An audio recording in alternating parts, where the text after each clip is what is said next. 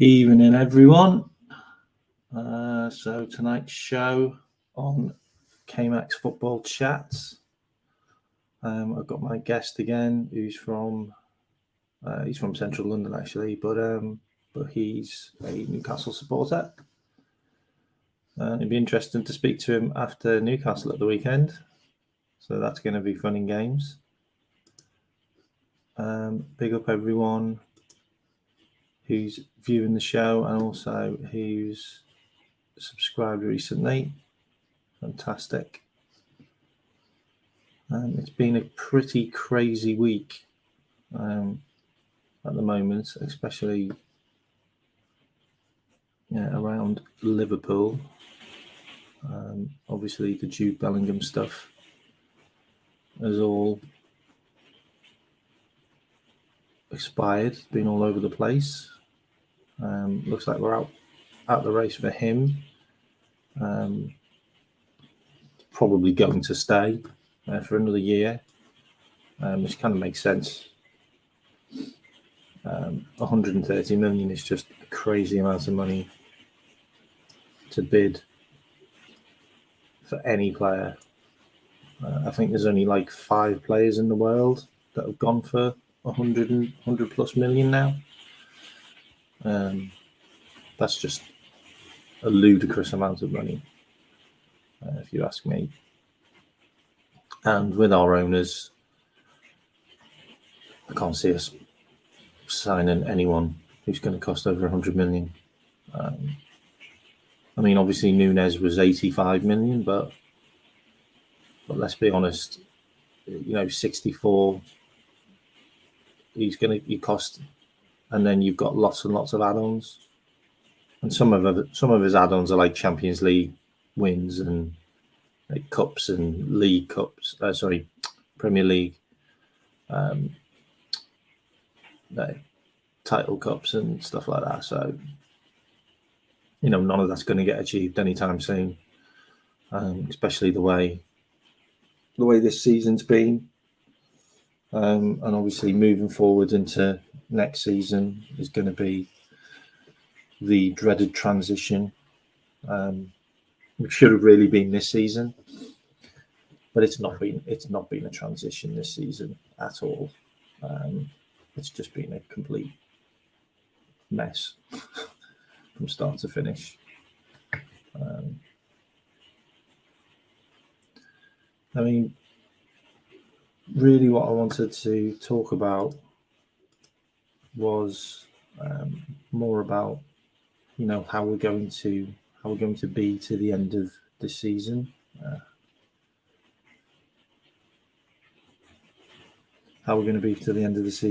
and really how we're going to progress next season. I think it's going to be really interesting, who we're going to sign, and also who we're going to sell. It's a really, really important transfer window for Jurgen. I'm just gonna put this on hold for a sec because my guest says they're backstage. Hang on.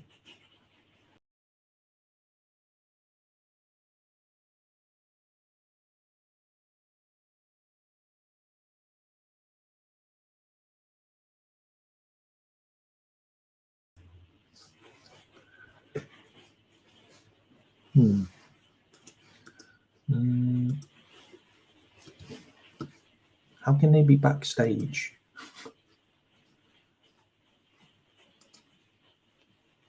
I don't know how that works.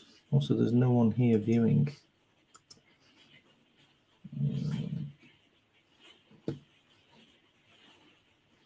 Right.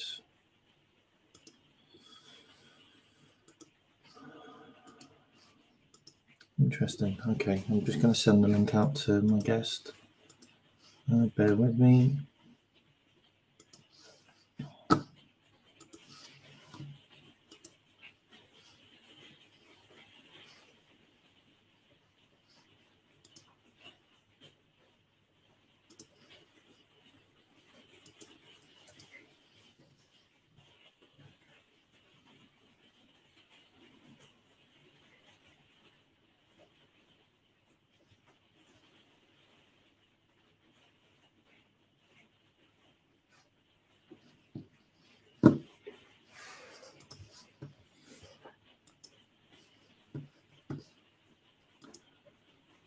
maybe this link's wrong.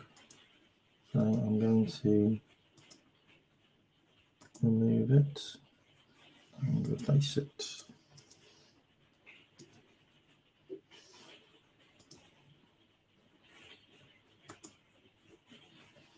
Yeah, that might work.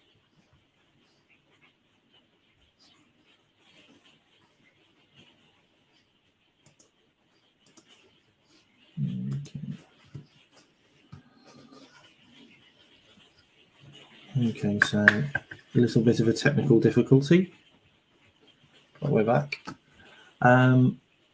Yeah, so I think it's really important that we kind of keep progressing in the league this season, especially with this new formation that we've been experimenting with Trent. But I think we also need to realise that Trent is still a right back. We're not replacing Trent. He's still a right back. I mean, all we're doing is how's it go? Not too bad, not too bad. I think I sent you the wrong link, didn't I? Yeah, it was the last link because at the top Sorry. it said ended show. So I thought, okay, Yeah, sorry. Yeah, so good, so good.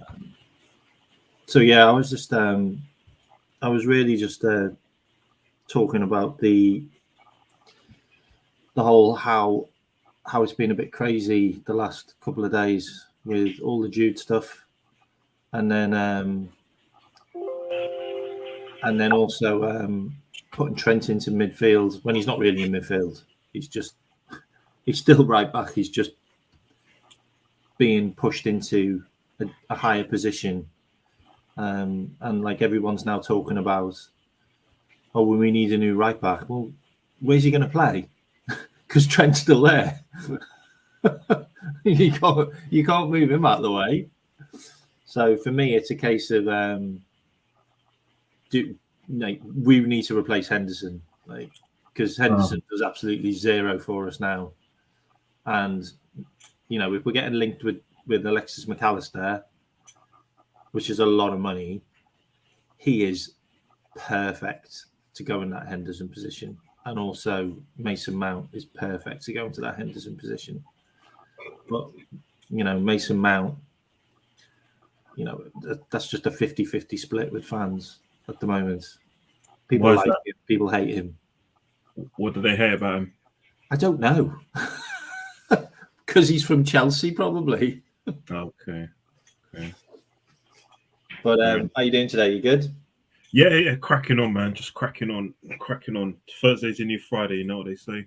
It's just a shame that the weather took a bit of a turn, but yeah, it's not absolutely chucking it down here. Yeah. Do you know there's something you said earlier? So you're linked to Alexis McAllister, right? I swear he's Brian's number 10. How does he play him in Henderson's position?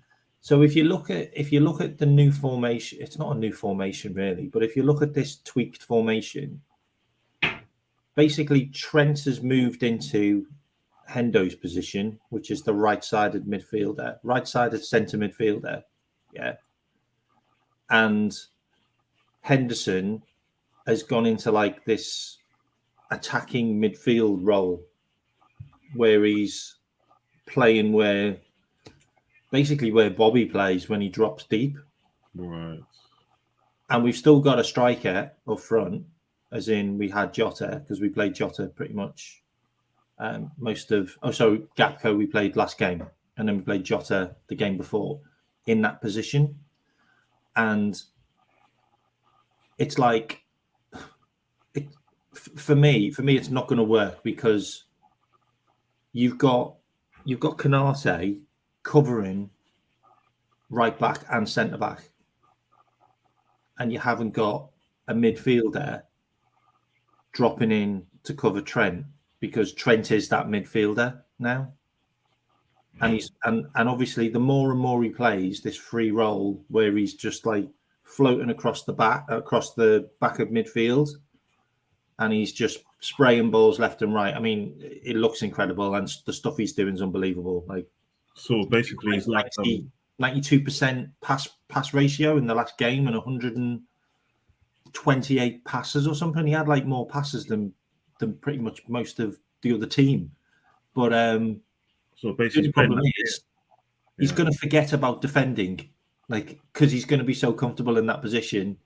It's going to get worse than the way it already is with him not thinking about defending. That makes sense. Yeah, so he's going to be that. He's going to play that Pirlo role. Just take the ball off the back four and just spray those balls, those Hollywood balls. And you know what? He could play that Pirlo role because he is a phenomenal passer. But we're still going to get attacked against. That's not going to stop. Like teams are still going to be able to attack us because teams still get chances.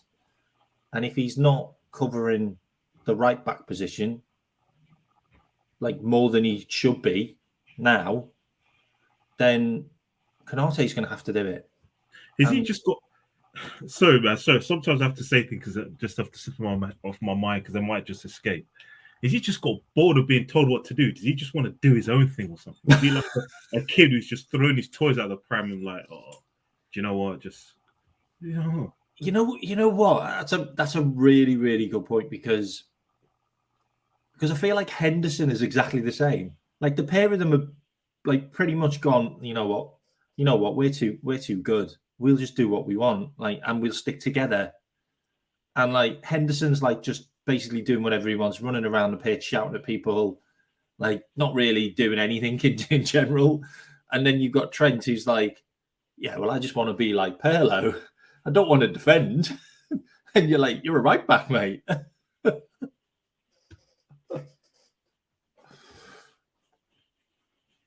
Have you froze? Oh, God, you froze. Okay. Right. Okay. So my guest is either really, really intrigued with what I just spoke about, or he's just frozen. Okay. We'll come back in a bit. Anyway, so what we were talking about is the whole Henderson and Trent Alexander-Arnold situation, which is an interesting one because that's a fair point about does Henderson and Trent just want to do their own thing?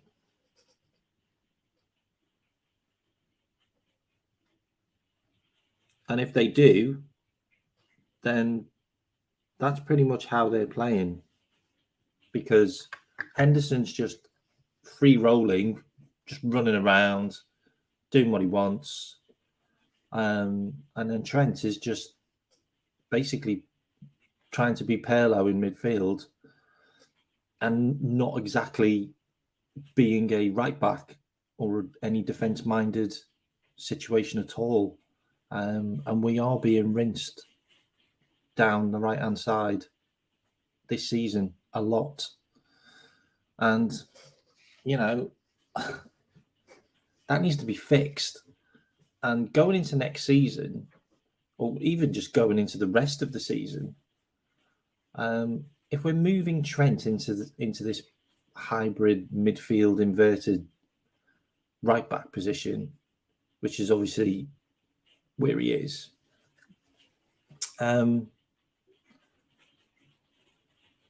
what is that going to cause, as in stress and strain on? Stress and strain on Konate, because Konate's already been out injured this season. He's been out he was out for about 5 or 6 games with a hamstring injury. And he pulled that hamstring injury because he was having to do much work in the Brighton game. The game that we got beat 3-1. No, sorry, 2-1 in the it was either the FA Cup or the League Cup. I think it was the FA Cup. But the reason why he was actually he got injured is because he was having to do too much work, and he was trying to stretch for tackles and chase people into areas that there should have been a right back there. If I'm completely honest, a right back should have been there covering those areas, and that is an issue, and that's really going to be an issue moving forward next year. If we are going to look at three at the back, then all of those players need to shift along, and that means Konate is going to play the right-sided centre back, and then Virgil van Dijk in the middle, and then we will need a left-sided centre back. And I'd really love us to sign Colwell, who plays for Brighton on loan from Chelsea. I think he's an absolutely fantastic player. We've obviously been linked with Guardiola. Guardiola's obviously a left-sided centre-back as well and can play left-back. And, he will be a fantastic signing, and he's a Liverpool supporter. But, these prices for players nowadays are just crazy. That's, you're looking at 80 million minimum for this guy. It's just not going to happen. Colwell is a player that is gettable. It is achievable. He could be bought for 30, 40 million. It is definitely possible. Was that guy last time, that youngster you put in your starting lineup? Yeah, Colwell. Okay. Yeah, I'm just opening in my laptop here. I'm just using my phone for now. My laptop. What I was going to do as well tonight is I was going to actually use the scouting mode on Football Manager, and I was going to look at some players with you. Oh, mate, if you do that, you expect to get trolled for doing that. Believe me, man. Using Football Manager, trust me, I don't know if that's a great idea. I was looking at defensive midfielders and midfielders. That's all. I wasn't going to look at their stats. I was just going to look at their names and then say, what's really interesting is I ran just a scouting report, which was for a centre midfielder or a DM from the age of 20 to 25. Yeah. And guess who the top six. Actually, let's do 10. 1, 2, 3, 4, 5, 6, 7, 8, 9, 10. Okay. Top 10 midfielders were in the world, price-wise, in Football Manager. Guess who's number one? What, in terms of form or just like value? No, just value. Midfielders: De Bruyne, Enzo Fernandez. So we're looking at 20 to 25. Okay. Big up, Redbird. So Enzo Fernandez. Then you've got Sandro Tonali, who plays for, I think he plays for AC Milan. Okay. What about Gavi? Gavi's in there. Timber's in there. The guy whose girlfriend is apparently looking at houses in Liverpool. Oh, okay. Yeah. Sounds like some news, man. Yeah, it's like yeah, my mum does yoga with blah blah blah's wife, and and he's looking at houses in Liverpool. That sounds like clickbait. But, I'm trying to think. My mum doesn't do yoga. Big up Stefano. So Tchouameni's in there. Gavi's in there. Harvey Elliott is in there. Oh, right, okay. The guy you want him sold. I don't want him sold. I just want him played in the position that he's good at. You're not sold on Harvey Elliott, are you? When I played FIFA last, his rating was 73. But on FIFA, did you know on the Liverpool default team on FIFA, he's a starter. He starts. Yeah, he on the FIFA default team for this year, he's a starter in the midfield. Oh God. Mate, on the Milan Napoli game, did you see Rafael Leao yesterday? He was rapid, man. He was disgusting. Mate, the thing about it though is we don't need any of those players. We just need midfielders, and then you got Lavia. Lavia's in there, and then you got Jude Bellingham. Then you got Manu Ugarte, right? Who Leeds are apparently looking to sign. Manu Ugarte, Leeds are looking to sign. Like, he is literally the perfect player for us. How many players do you Leeds say? are looking 10. at. How many players do you say? There's a list of 10. Did you say? Yeah, 10. And then the last one is Pedri. Oh, not Gavi's there. And Gavi and So Pedro. Gavi's in there as well. Sorry, Gavi and Pedri. They're in Right. there. Cool. But then, Cool. but then there's another 10, yeah. And I'll name some of these, and these are the ones we should be looking at. Okay, these are the players that Liverpool should be looking at. Okay, because these are the ones which are like below the 50 million mark. Okay, okay, a football manager can be whatever you want it to be, but it's got a lot of players in there, and their names are there to look at. And if you want to go and find them, you can go and find them. But then they've got a guy called Ferdi Kaduglu, who's Turkish. Have you heard of him? No, I don't. What teams do you play for? He plays for Juventus, and he's a Turkish international. No, And I've never. He's 23 years old. No, Right in the I sweet don't. spot. No, Then I you've don't got- want. No.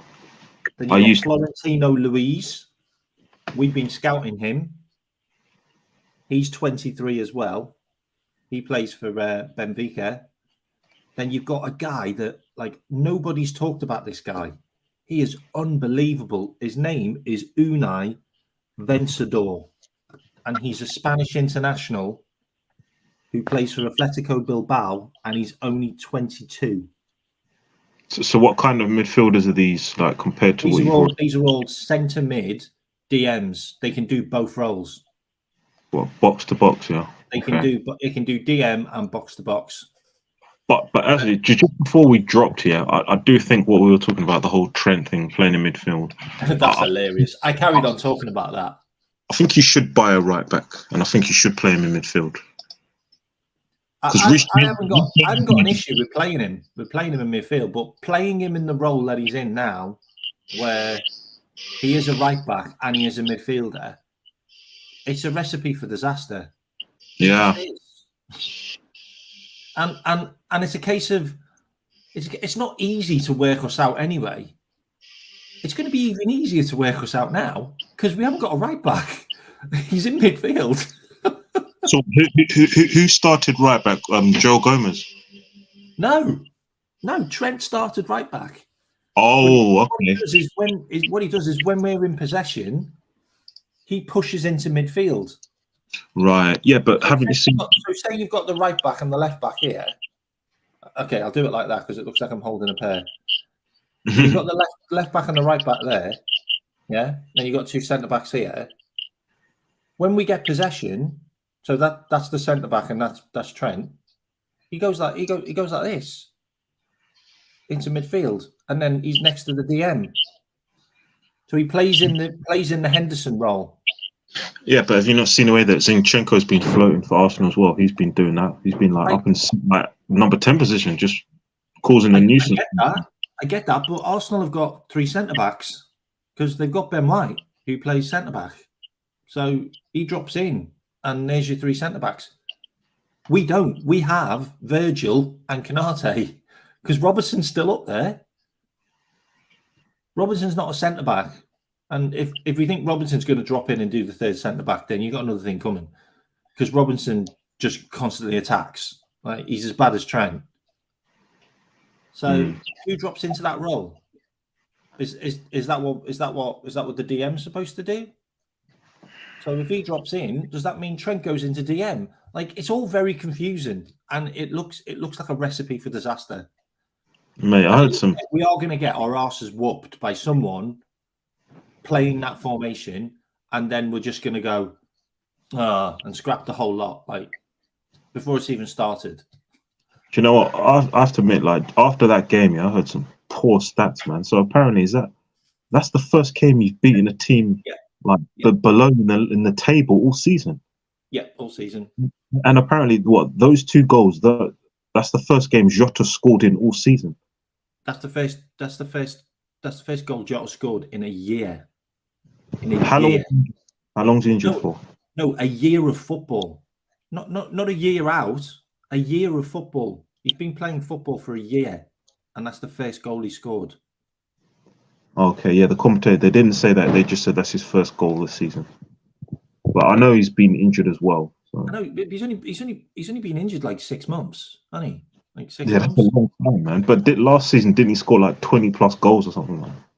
Yeah, right at the start of the season, and then he got injured, and then he's not Right. scored. And then he's not scored since. I mean, do you really think those goals were were meant to happen? They look like flukes. Mm, Like the second one, he shinned it. And what was really interesting is before he scored those 2 goals, he had 2 really, really bad shots. Like right before, like I'm talking like going out to the corner flag shots, and then he right. obviously scored. But So who are you lot playing he next? subbed at half time. He was that bad in the first half. Who are you lot playing next? Who's your next game? Nottingham Forest at home.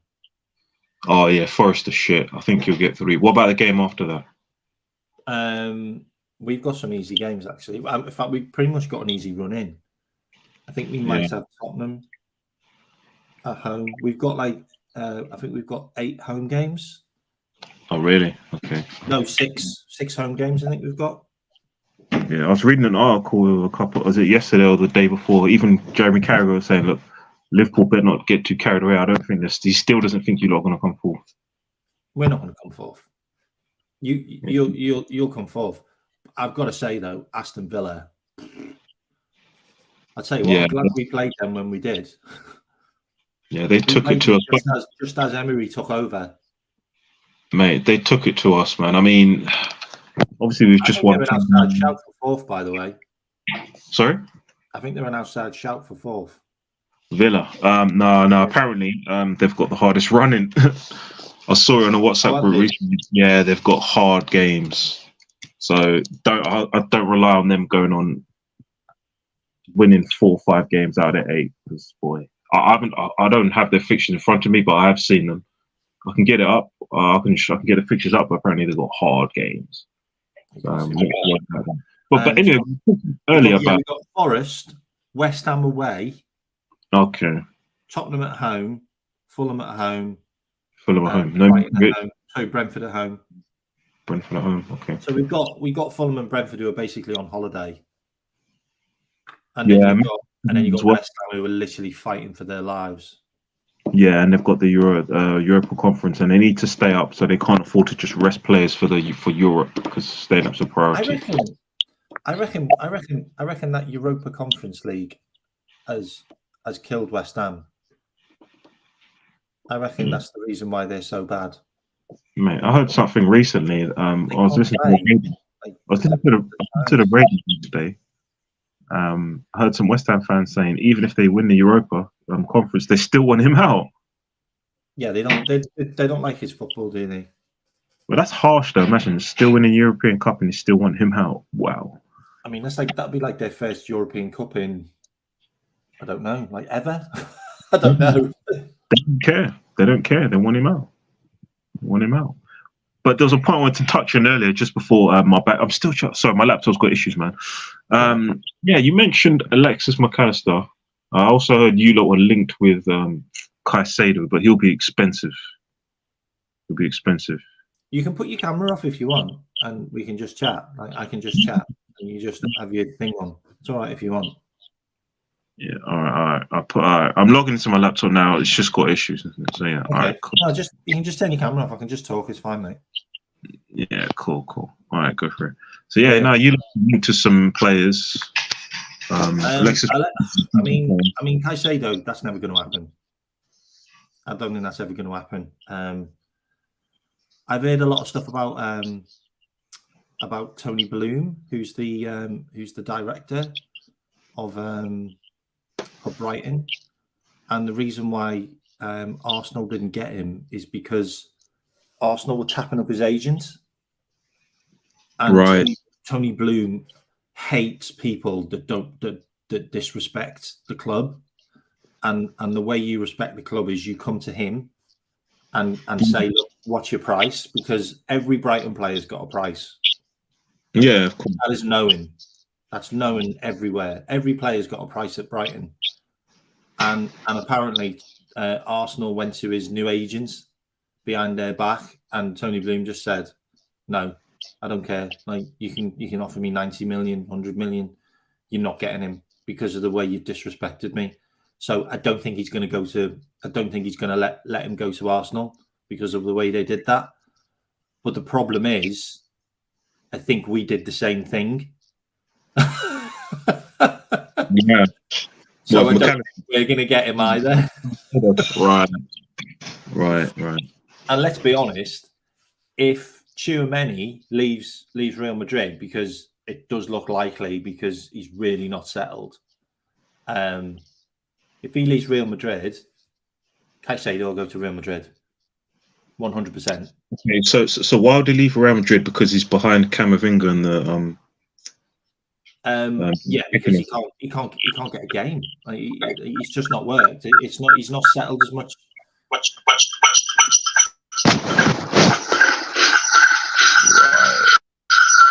Sorry about that.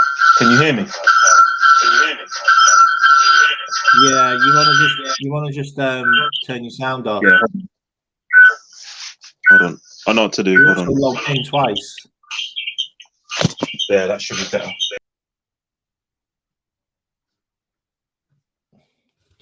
I have no idea what's going on. Okay. What were we talking about?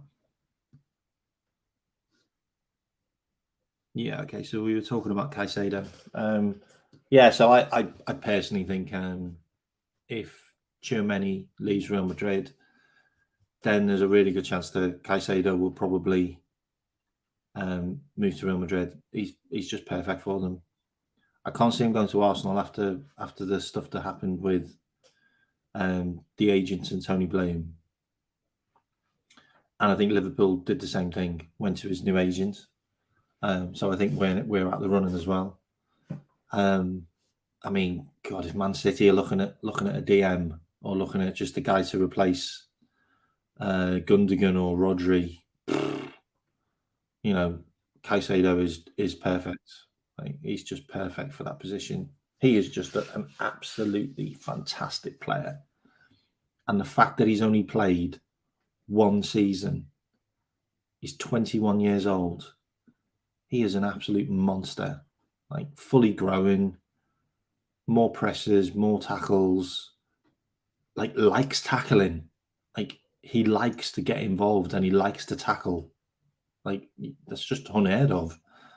Like a player that just wants to get involved. He reminds me of Gattuso, the Italian international, who just love to get stuck in.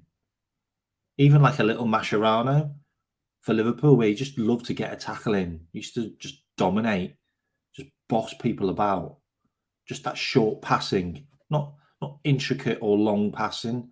Just, break the play up, get the ball, keep it moving, and always forward, not sideways passing, like our team do at the moment. I think he'd be an absolutely fantastic signing for any club. At the end of the day, Brighton are ahead of us in the league at the moment. Like, do they really need to sell anyone? If they got De Zerbi in because they want to reach European competitions, then they need to keep these players. Like, they really need to keep these players, and it makes sense that Brighton maybe shut shop and start looking at keeping their own players now and not selling them on. It's worked for them. I mean, at the end of the day, like what I was just saying was if Brighton want to progress and they want to win competitions, because they could win a cup this year. They could win a cup. They could win the FA Cup. They're into the semi-final. Mate, put it this way. Can't see them stopping. Mate, put it this way. What was the Europa League final? Rangers got to the Europa League final. Was it last year or the year before? That was nuts. Rangers. Like, come on. How are Rangers get? I know they got beat by Eintracht Frankfurt though. I mean, yeah. team. I mean, come on. Like, do you think Rangers are better than Brighton? I don't. No way. No. West Ham are probably better than Rangers. Do you remember there was like do you remember that years ago there was like, oh, if Celtic and Rangers came down to the Premier League, Well, they they'd be in finished. like the top 5. Nah, And it's not. then there was a game against Liverpool and Celtic, and we smashed them 5-0 just randomly. And it was like, let's just get back to reality there.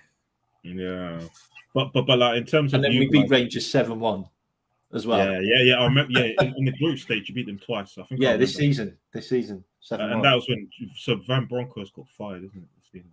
Yeah. Yeah, I remember that. I remember those games. I think I went to the pub to watch those games with my mate actually.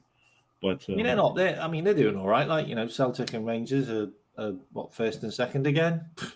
yeah, That's pretty much Like- it, isn't it? But they have to go through all of the group stages stuff, don't they, to get into the competitions. Like, that's always the case, isn't it? They don't just like drop into the hat like we do. yeah, Yeah. of course.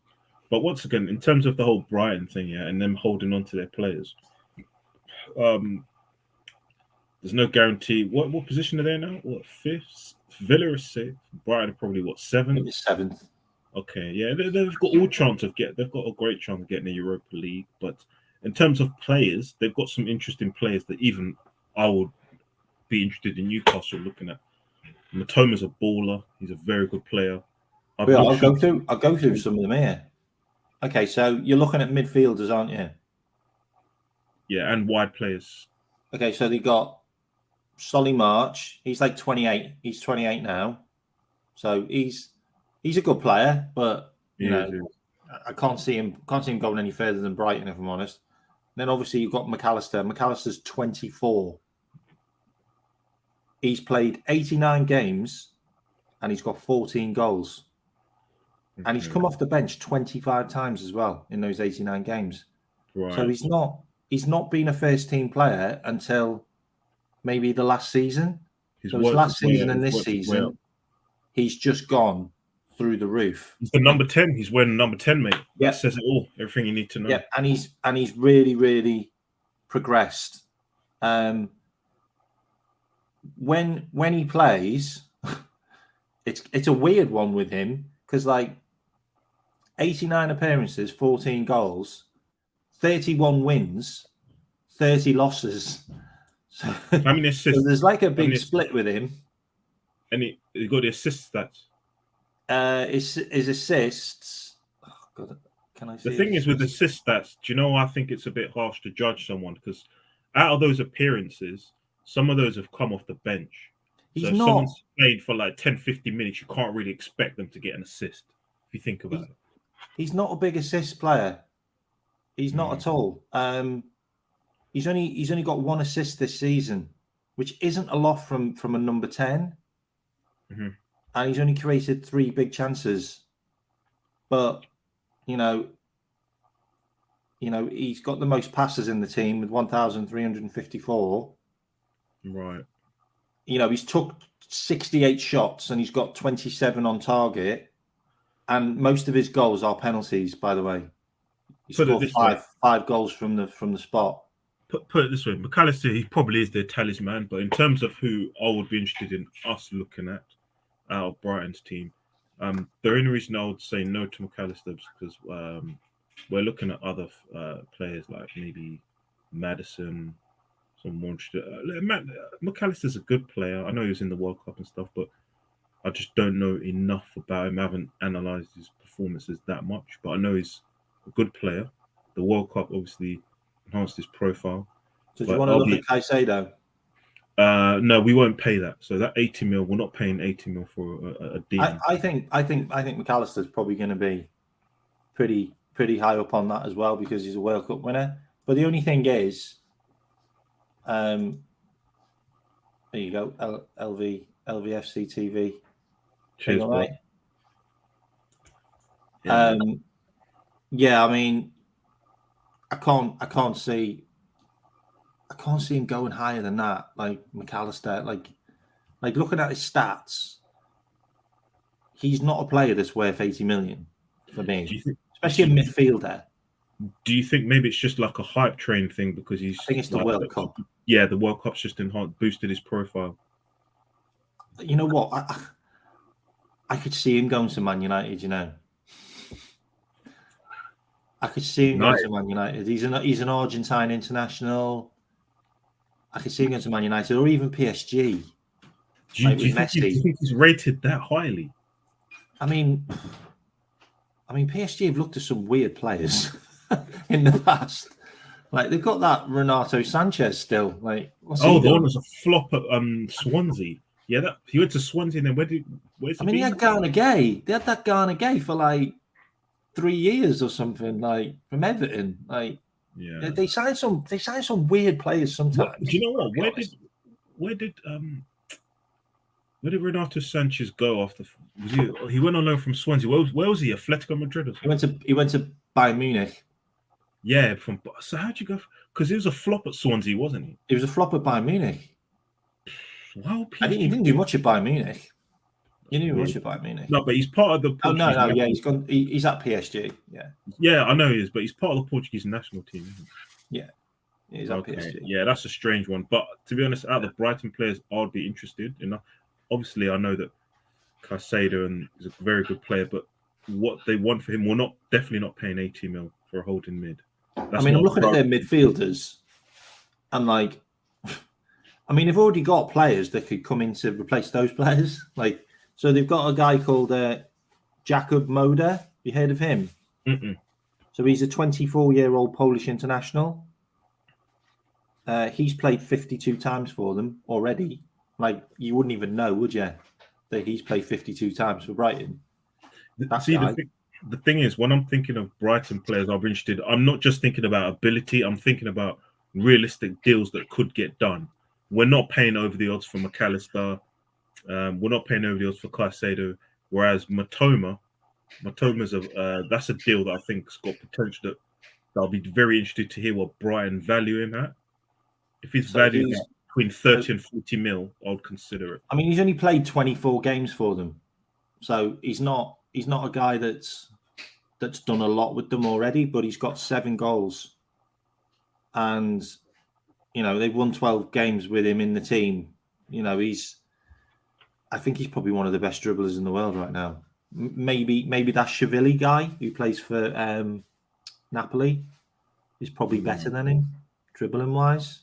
The Macedonian international guy, you know him? I've heard of him, yeah. Who plays with Osimhen at Napoli? Yeah. What about Napoli? I thought they were going to win the Champions League. Yeah, they just got knocked out, unfortunately. But what? AC Milan is their bogey team. Yeah, they beat them in the league as well recently. They've lost to them 3 times in the last month. They really didn't need to get AC Milan in that Champions League. If they got any other team, I reckon they might have had a chance. Do you know what? It's almost like when City lost the Champions League final to Chelsea. It's kind of like you're paying a fellow British team in a final. It's a bit of Chelsea are like a bogey team in terms of they know how you're going. I don't know. It's hard. You know where I'm going with Man City as well now. It looks like Man City probably not going to win the Champions League again now because they got Real Madrid, and that's another bogey team. Real Madrid's their bogey team. Yeah. They'll batter Bayern Munich. Yeah, Madrid was a weird game as well. Did you see that game? Bayern Munich had so many chances.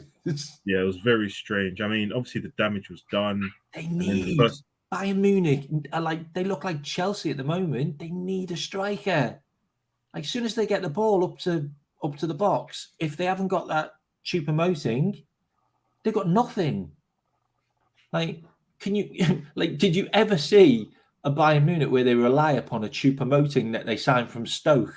Look! If you look at who they've got on the bench here, just say for example they've got Kingsley Coman, Serge Gnabry, Mane, Sane. If you got 2 wide players, I don't know why they don't play Gnabry up front, down the centre. Exactly, just play Gnabry or Mane out front. But they don't. They have to have these attacking. I don't get it. Neither do I. Anyway, he's got has he got any assists? He's got 4 assists as well this season. Matoma. So 7 goals, 4 assists.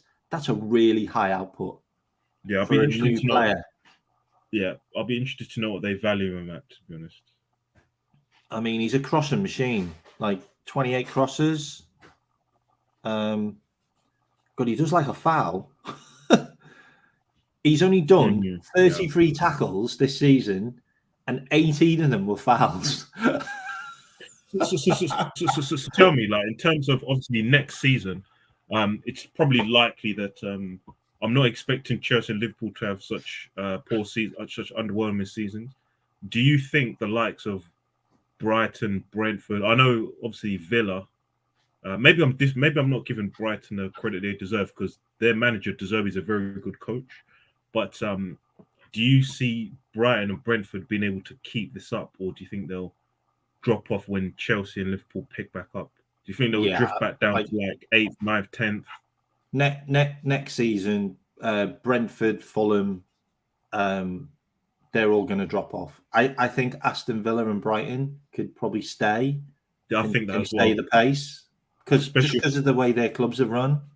yeah, And at the end of the day, Liverpool, Chelsea, Tottenham, Newcastle, Man United, Man City, Arsenal are all going to spend like 100 million again, like plus. yeah. And West Ham, they spent like 250 million in the last window, and they're 15th. In summer, wow. Yeah, Moyes is gone. He's gone. He's definitely gone. I mean, they're 15th. Like, they could go. They could honestly go. But the only thing they've got for them is they play less games. But their game is against us. And you just don't know what you're going to get with us right now, especially away. Mate, That's our first game that we've won away against the bottom team. Would you take We've got another one coming up. Would you take if they went down? Yeah, would you take Declan Rice in your midfield? I've had this conversation so many times. I don't think they'll sell him. I don't think they'll sell him. He's too valuable to them. Well, even if they go down, they're still like David Moyes is still saying 100 million. Well, even if they go down, but he's a full England international. Do you not think playing in the Championship will affect his chances of staying in the England team? I think he'll go to Hughes. I think you'll buy him. I think you'll buy him. Do you know, all the Newcastle fans that I've spoken to are skeptical. They think he's overhyped, he's overrated. I totally agree. No, they think he'll be overhyped, overrated, he's overpriced. I was actually listening to it on TalkSport this morning, and they were talking about, there was a West Ham fan talking about Declan Rice, and they said, do you know what? He could go to any club in the world. Like, come on. Is he that good? Laugh? He's basically like the guy that he replaced as captain. Not Mark Noble. He's just another Mark Noble.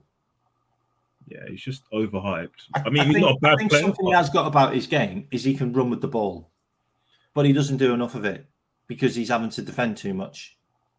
But he's good on the ball. He can run with the ball and he can pass it. He can pass the ball. So what are you lot saying that basically you're saying he's overrated, right? But we're both saying that. I think you are. Fit into your midfield? Does he fit into your midfield? Do you like for a reasonable price? Would you like consider a deal, or is it just a total write-off and you just want to look at someone? I think it's a write-off. He's too much. Too expensive. Yeah, the deals. Yeah, it's too much. And the wages. He's going to want like 200 grand, 250 grand. Like, he's not going to get that. He's just not going to get that. Like, not with us. And the whole Mount thing as well. Like, it's going to. We're only going to get Mount if it's the money.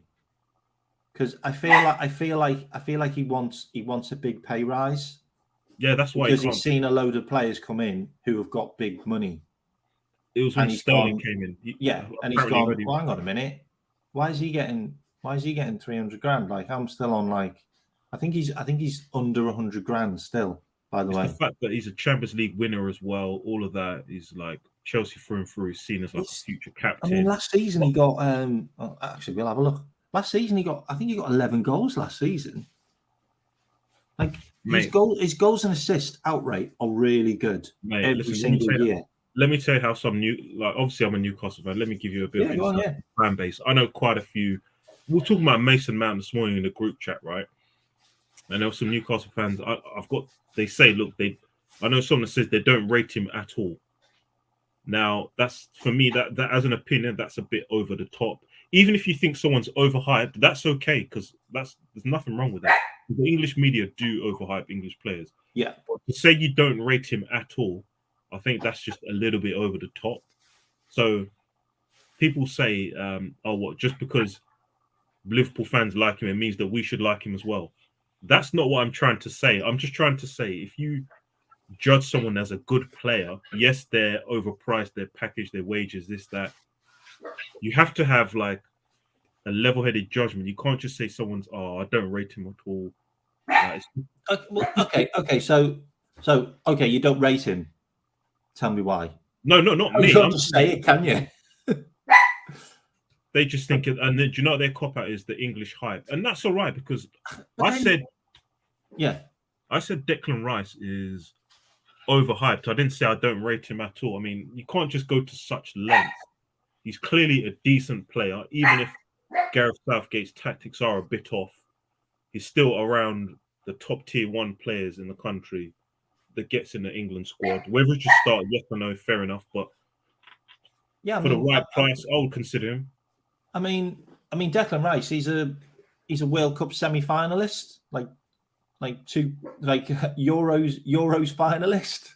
Yeah, you know what I mean? He's got to a cup final, I think, as well. He's on the verge of probably getting to another cup final in the Europa League. Sorry, the Europa Conference. He's a young captain, like 22 years old captain for West Ham.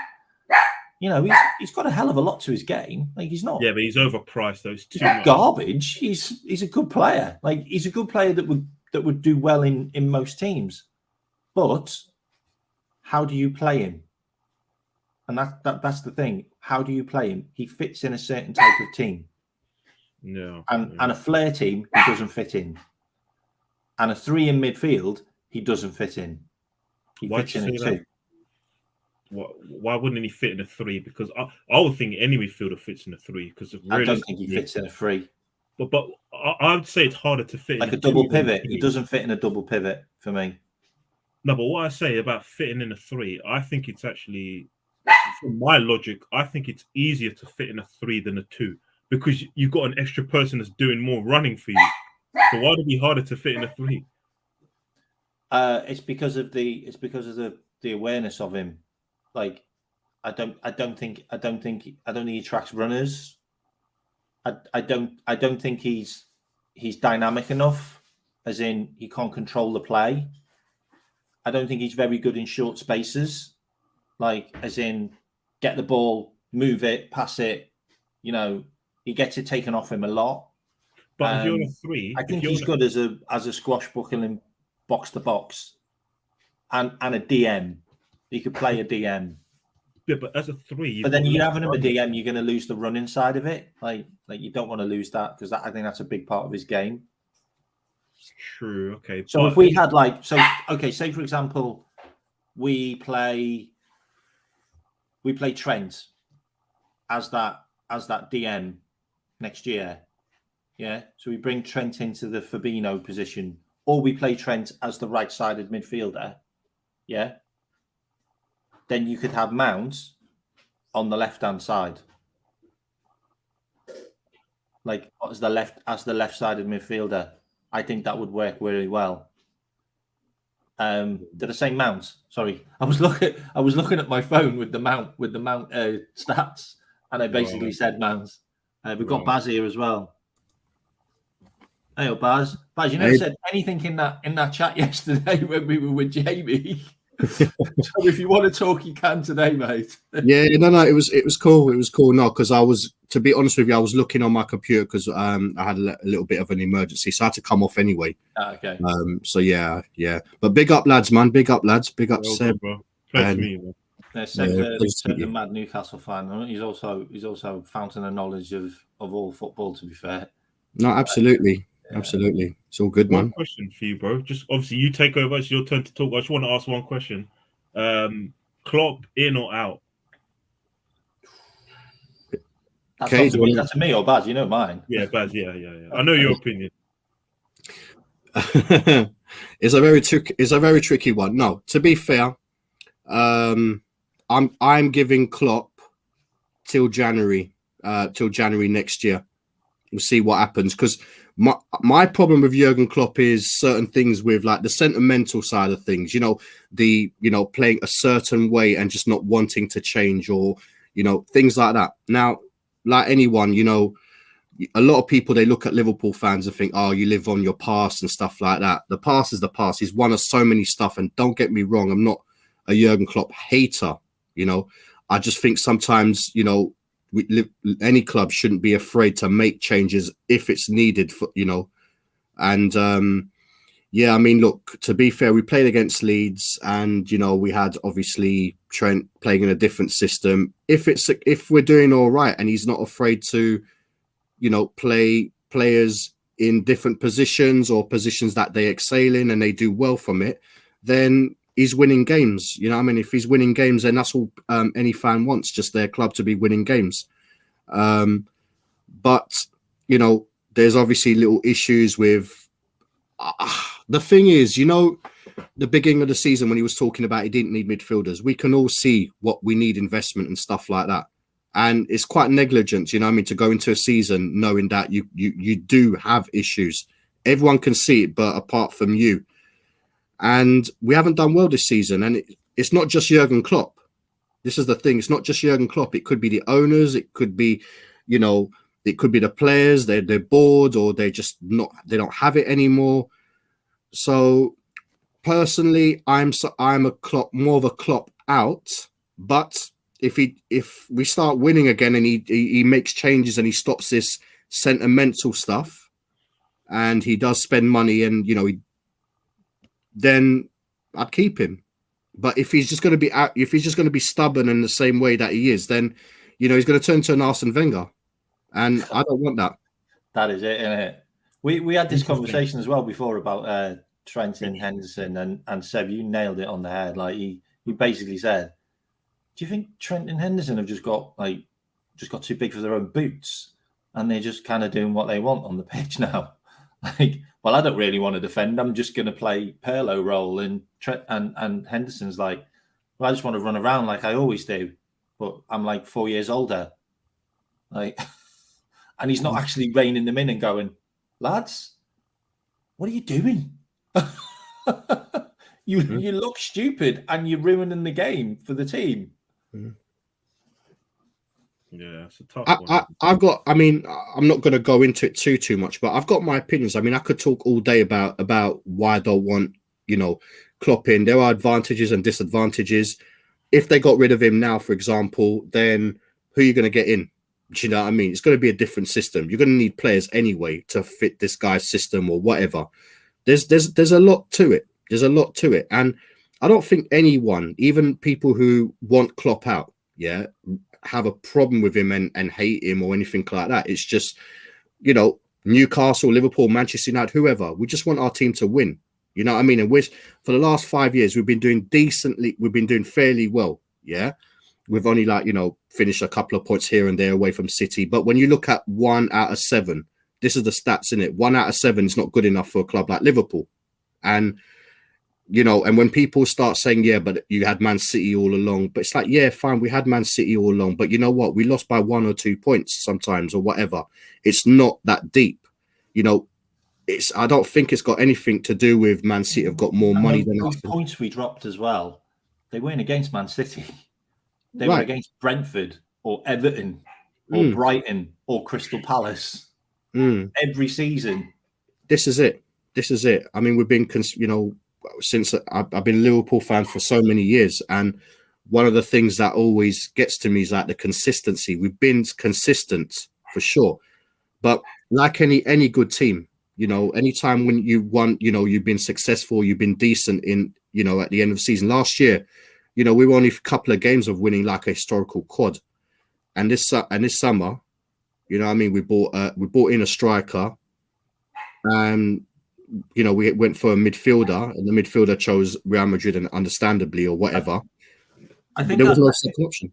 I think I heard you on another show as well, and this was actually, I think this is probably true. If we'd have won the quad, I don't think we'd have signed anyone. And you said this on another show. Because every time we've won, like a league or a Champions League or a cup, we don't sign anyone the next year. It's like, oh well, we just won stuff there, so we're fine. And you're like, no, strengthen the bloody squad so you can go again. And then we always have that lag the season after where we haven't got any defenders and we basically scrape third position and we get knocked out of competitions or we don't go as far as we should because we've got a squad which we should have improved on, which we didn't. But On the sentimental piece, we don't sell the players that we should sell. And this is the thing why I'm so Klopp out. I don't trust him with the rebuild. I just don't trust him with the rebuild. I remember this, yeah. And because you know of the what? Sentimentality. Has he even proven himself? Has he ever done a rebuild as well? He's That's never another done a rebuild. This is it. So there's a lot of things. There's a lot of ways, and you know whether you twist it or turn it. There's advantages and there's disadvantages because he knows this club. But you know, one of my things, like I said, you know, if you're doing decent, you need to bring in players. If you don't bring in players and you think, okay, that's good, yeah. Each year, players get older. All right. Each year, you know what I mean? Every season, you're going to get injuries. I'm not going to use Liverpool's injuries as an excuse. We've had a few injuries, you know what I mean? But when you go into a battlefield, you go into a war. You don't go with people that are, you know, that are not ready for it. And this, when I look at like your club, for example, there was Newcastle. Yeah. At one stage, you guys were going to possibly, you know, you guys were bad. And then you guys obviously got in Eddie, and he's done brilliantly well for you guys. And you guys are just continued from since you've had him, and you've just gone up, up, up. Mm-hmm. Whereas with us, though we were hitting four trophies potentially, last season, yeah, our performances weren't that great. We could see it coming. I could see it coming. Like we weren't that great towards the ending of the season. We were poor. I do have a question. You know, it reminded me of the Invincibles, the end of last season, where they were just scrappy 1-0s and 2-1s. Yeah, Go on, Seb. Sorry. So obviously, in terms of so just since we're on the narrative of like the manager and stuff, would you guys like, if say for example you're looking for a replacement, would it have to be someone like an elite manager who's established? Would you ever do something like maybe look at because obviously Chelsea tried it with Graham Potter, an up and coming manager, and obviously it didn't work out. Would you ever look at say like someone like De Zerbi from Brighton who's raised his profile? Would you ever go for an up and coming manager, or does it has to be an established elite manager who's proven himself? Are you not willing to take a punt on someone? I'll let you go, Baz, first. to be I honest, can go first if you want. It's fine. I don't think De Zerbi's done enough, to be honest. He where was he at Palmero before? Was it Palmero? I'm not sure. He wasn't at a big club in Italy beforehand. Okay. So I don't think he's done enough for me. I mean, I've said it on loads of shows now. I would love to have Mancini. Mancini did the Man City rebuild. Mancini made Man City great. And he's a winner. And he doesn't take bullshit either, let's be fair. And some of the players he signs, like he's signing players on his reputation. You know, I think he'd be a brilliant manager. And he's done the Premier League. He's basically done the Premier League. And he's done it in other continents as well. I don't think he's that old. Obviously, we don't want to pay him off the books. We don't want to pay him 2 wages, but he'd be a great manager. And also the guy from the guy from Sporting, Almiron, I think his name is. Bruno Almiron, I think his name is, who's like been doing really, really well with Sporting. I think he'd be good as well. Okay, and I like Thomas Frank. Frank. What about Pochettino? No. He's been to PSG. I wouldn't want anyone who's been to PSG. Why? Oh, it's a moralistic thing. Just he got battered by the egos. Okay. I don't. Yeah, I mean, to be fair, I don't. We don't have I don't think we got huge egos in our club. I know that, yeah. But I personally, to answer your question, I personally would want an established manager, not a one gone past his sell-by date, not like a Jose Mourinho, for example, or something like that. But what I do want, yeah, is is a manager that's just not going to take shit. You know what I mean? I just want a manager that's going to be right. Listen, you give me this job, all right? You give me this amount of money, yeah. Let me build this team, and we play. We play great football. That's what everyone wants, to be fair, you know. But to be fair, like when I look at my club, my club is a not just a historical club. It's one of the most successful clubs, you know, in the world, and in England they're still up there. And as far as I'm concerned, we don't need to be rebuilding. We just need to be continuing our high, you know, the heights we can achieve. And yes, there's always going to be like your, you know, people with input, you know, owners that will invest a lot of money and stuff like that. But you know what? Sometimes it's not that. Sometimes it's the heritage of the club. You know, people want to come to the club. You know, we need to just be up there. You know, it's for Liverpool fans. A lot of Liverpool fans would say, like, you know what? It's been 30 years of hurt before we won a trophy and all that, you know, Premier League and stuff like that. It's taken us a long time to get at this, you know, this position where, you know, we can attract players. We can attract brilliant players and stuff like that. Whereas before, they wouldn't even look at us. They'd be looking at Man United, Chelsea, Man City, or whoever's got the money. But Liverpool, they're up there. And I think to be up there, you need good quality parts, good quality stuff. And, you know, you do need these guys. And, you know, I believe Liverpool should, if they do get rid of Jurgen Klopp at some stage, they do need to bring an established manager in. But depending on these owners, again, because the owners have a big say in it, because they might not want like someone that's going to have that profile, you know what I mean? Like that, you know, they might just want someone that's just going to be fitting in their system. And the way they run the club is not great. Like, for example, what's his name? Antonio Conte, he's that right personality, but he plays defensive football, so I don't think Liverpool fans would have it. I don't rate him, you know. He'd probably go back to Chelsea, to be honest. To be honest with you, I don't rate him at all. The reason why I don't rate him at all is because I don't think his heart is in it. You need to have a manager as his heart in the club. And with him, Conte, look, he's a decent manager. Of course, he's a decent manager. But the thing with him is, I think a season, you know, the next season, he's probably going to want to go back to Italy. I think he just doesn't suit the Premier League in the sense that in terms of longevity, because I don't want my managers coming in, coming out. We could have like Conte, for example, who wins us a Champions League or Premier League or whatever, and then next season he's off. You know what I mean? I wouldn't mind the competitions. No, absolutely. But I know what you mean. Yeah, we'd hate the manager. We'd hate the actual personality. What about you then, Seb? I mean, you're asking about Liverpool. What about you? How do you feel about your manager and actually your owners and where you're going?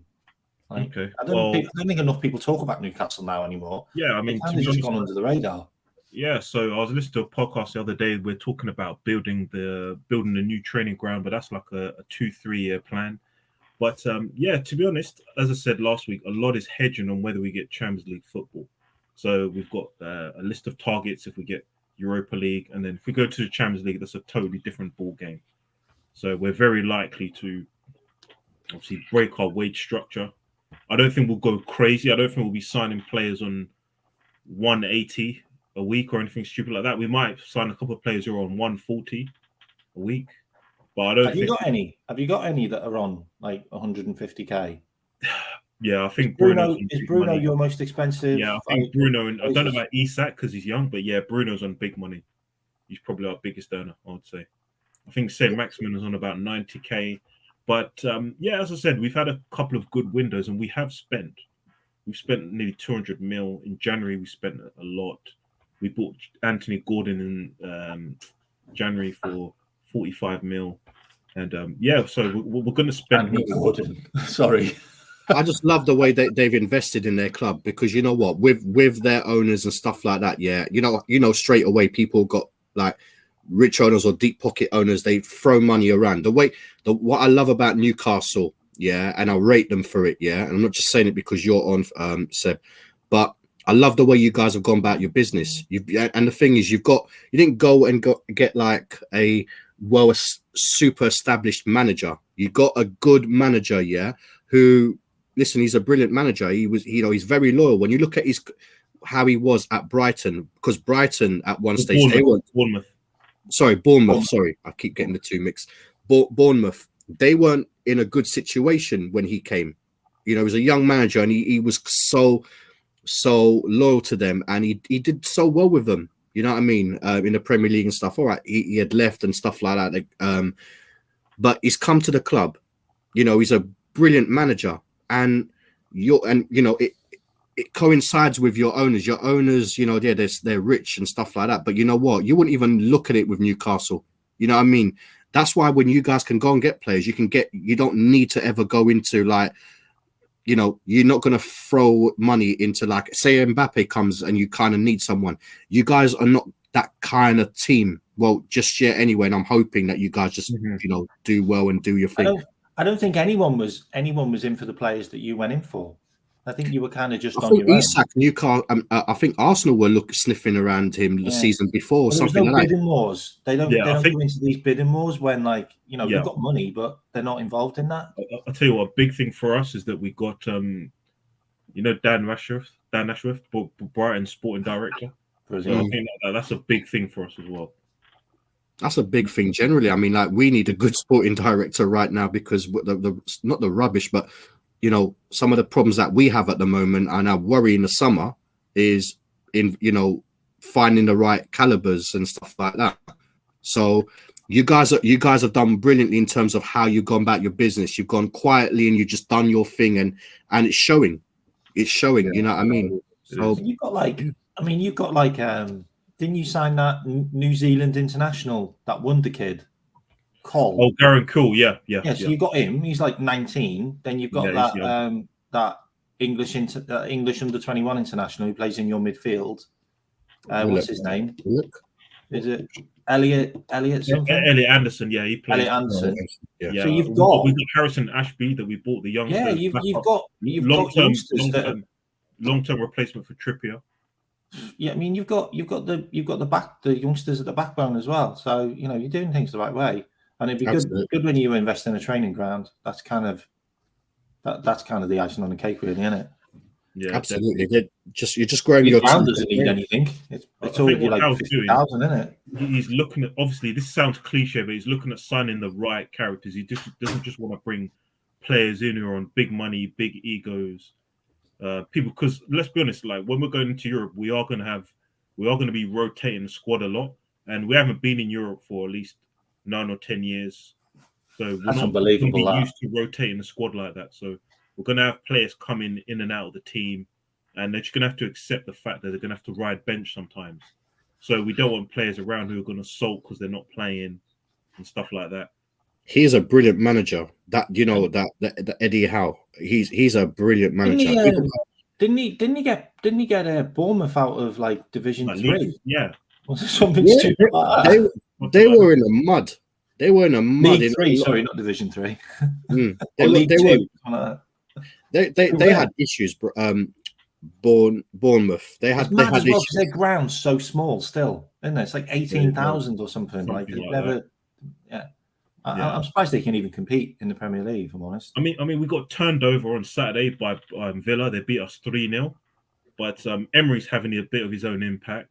Yeah, I think he's got like the second most points after City since he's come in, and plus with us, we just won 5 in a row, so you're due a loss. So it's weird as well with Villa because like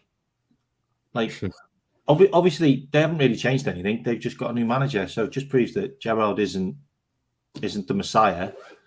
And then Chelsea got Lampard in, like knowing that Villa got rid of Gerrard and now they're flying. And they've gone, oh yeah, we'll just get the other guy who was crap. Chelsea are in the mud. Chelsea are in the mud, and the thing is, until that owner actually says, you know what, I'm going to let him coming in to do team talks until he stops picking the teams and stuff like that. Yeah, Graham Potter's Brighton, yeah, ain't no joke team. You know what I mean? That was a very well established, run family club. You know what I mean? That thing. He's got them playing so brilliantly. And when he had left, obviously the new manager had come in, just brought his own stuff, and they're doing brilliantly well. Potter is a brilliant manager, But the problem is he went to a club that have issues, and literally, poor guy. He's out of the job, and I don't even blame him. I blame the ownership, and they have problems until that the Ted Bowley just kind of like fixes himself up and says, right, okay, we're gonna get in this manager. Yeah, I'm not gonna get a yes man in. I'm gonna get like someone who's gonna do it, and I'll judge him based on if he messes up or whatever. They're in the mud. They have problems. I've got to tell you about a couple of things of Todd Bowley. This is nuts, by the way. He goes into the dressing room. Yep. Yeah, that's just forbidden. Yeah, for any owner should not be going in the dressing room. Team talks. That's ridiculous. And he scared Enrique away. Like Enrique rejected them because he said he wanted to like manage the club properly, like as in have full control like a manager should. And he went no. But so he basically got rid of Enrique. Do you know what? I was listening to TalkSport this morning, just before work, and I heard some Chelsea fans saying that as soon as we heard we were getting American owners in, regardless of how much money they had, I just had a bad feeling about it. And do you think maybe some of these American owners, they come in with such egos, like they want to be too hands-on, they want to spend the money, they don't want to hand off to anyone else? What I don't get about him is like, was he a Chelsea fan? Like, was he at the ground all the time, like before he bought it? So why is he there now? It doesn't make it any better. Their owners have strong links with Newcastle. You're aware of that, guys, isn't it? Obviously, like the care something or whatever it is. They put it this way, right? There's this symmetry between like Newcastle and Chelsea. It's like, in the background there, it's Newcastle's money or something along those lines, or like maybe one of the sheikhs of like, your lot is actually cousins and they have the same company and something like that. I'm not sure about that, but what I am aware of is that Amanda Staveley does go to Stamford Bridge quite a lot because obviously she's from an investment banker background, so she does come to Stamford Bridge quite a lot. And in January, we were linked with a lot of Chelsea players because obviously they've got a big squad.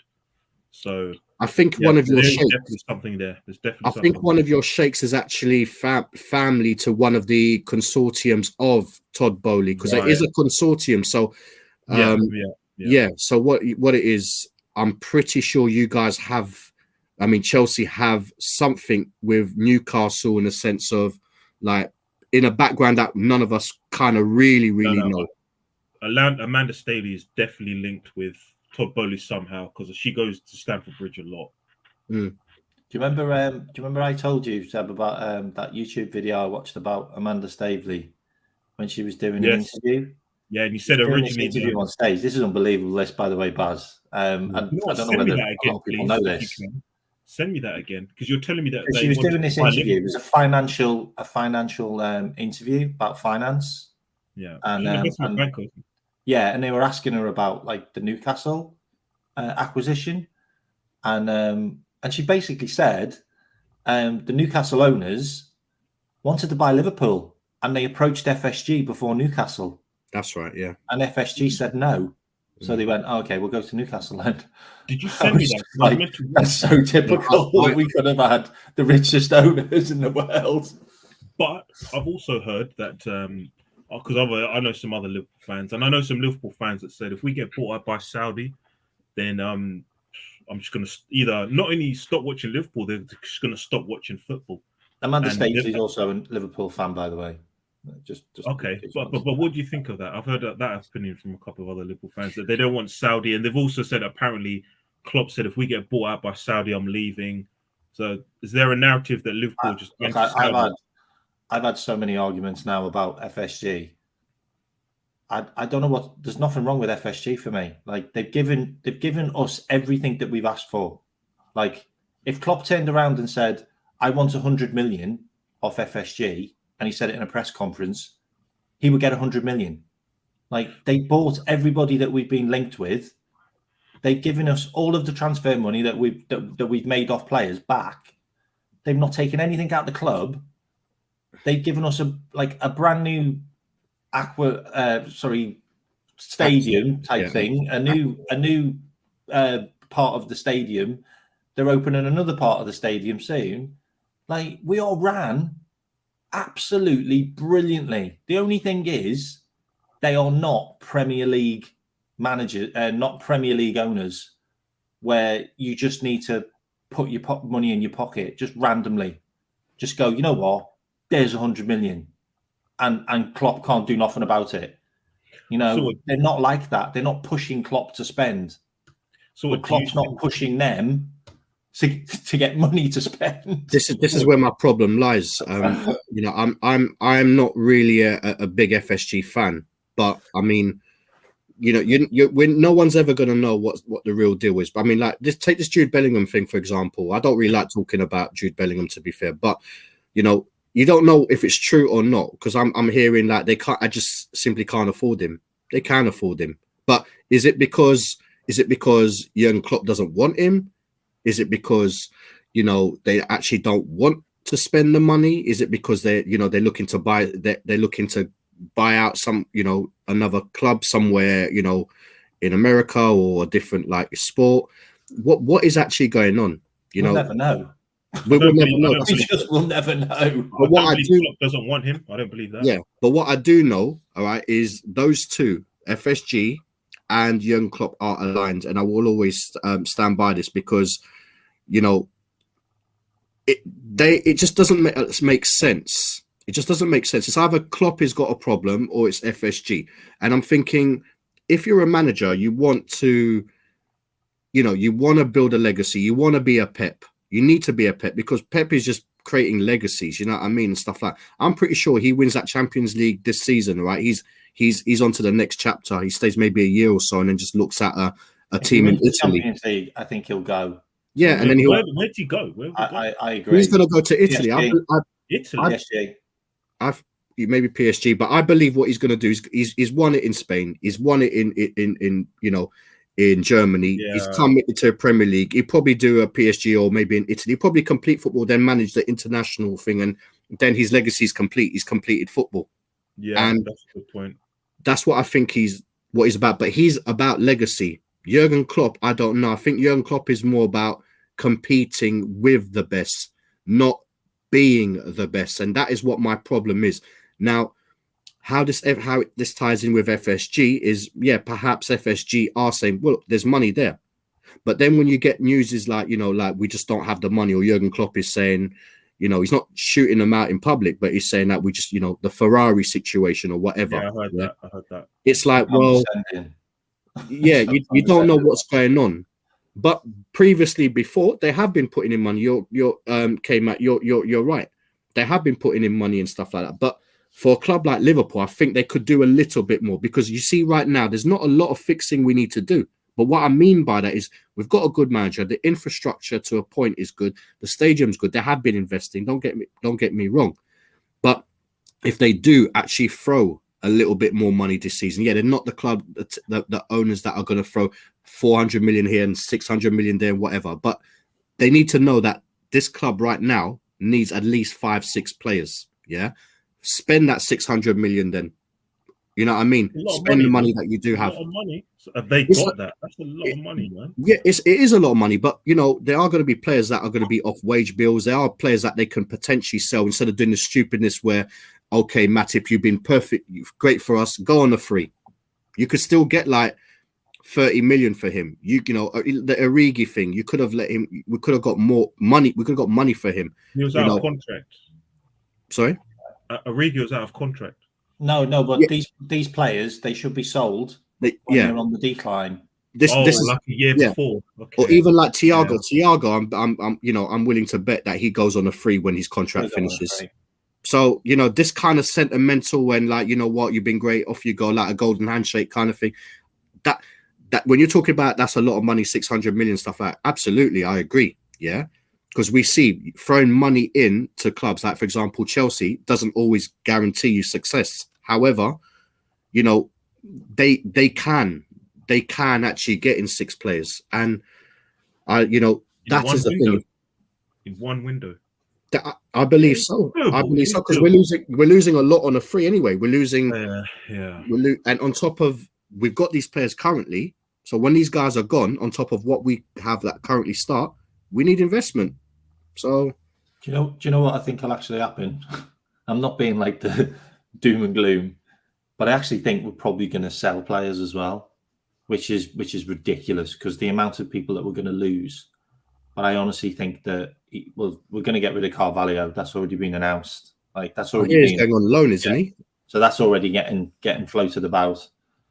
Matip will go, but he wants to give Matip a new contract, which is just ridiculous. Like Matip has been terrible for like probably 2 years, but we aren't going to go anywhere if we keep Henderson in that midfield because we just can't carry players. We used to be able to carry players because we had such a good squad, but now if one player's not at it, the whole system is completely out of sync. And Absolutely. Absolutely. It's for me, and I was saying this to someone earlier on today on the road who happened to just see my t-shirt and goes, "Oh, you're a Liverpool fan." And you know what it is? It's the rust that is holding up our club at the moment. And all it takes is a bit of chipping here and there, right? And that rust just goes bam like that. Because when you look at, for example, Trent's been ripped up most of the season, at the beginning of the season. It's because, like, the way our system is, when he used to go forward, Henderson used to drop back. He's been Henderson's been out of form. Some people are saying that he's playing better for England. He plays for Liverpool. Why? There's all sorts of stuff. But like you said, Kay, the system and the way we are built, or the system, the way we play, is like if all these players they ain't got the legs anymore, or they're just not good enough anymore, stuff like that, or they've just been burnt out, or they might genuinely be this close. Everyone's just this far away from where they need to be. Yeah, that's a huge problem, and a lot of our players are like that. So that's why we do need that 600 million investments or whatever it is. 6 players. Every time we say that, no, I understand. Like, I reckon you guys will spend 600 million. Not in one window, we won't. Maybe. How much have you got? How much have you got though? Because you've done so well with the FFP, you still haven't really touched any of it. Nah, so obviously we've got some new like shirt sponsors and stuff. Can you do 5? Could you splash 5?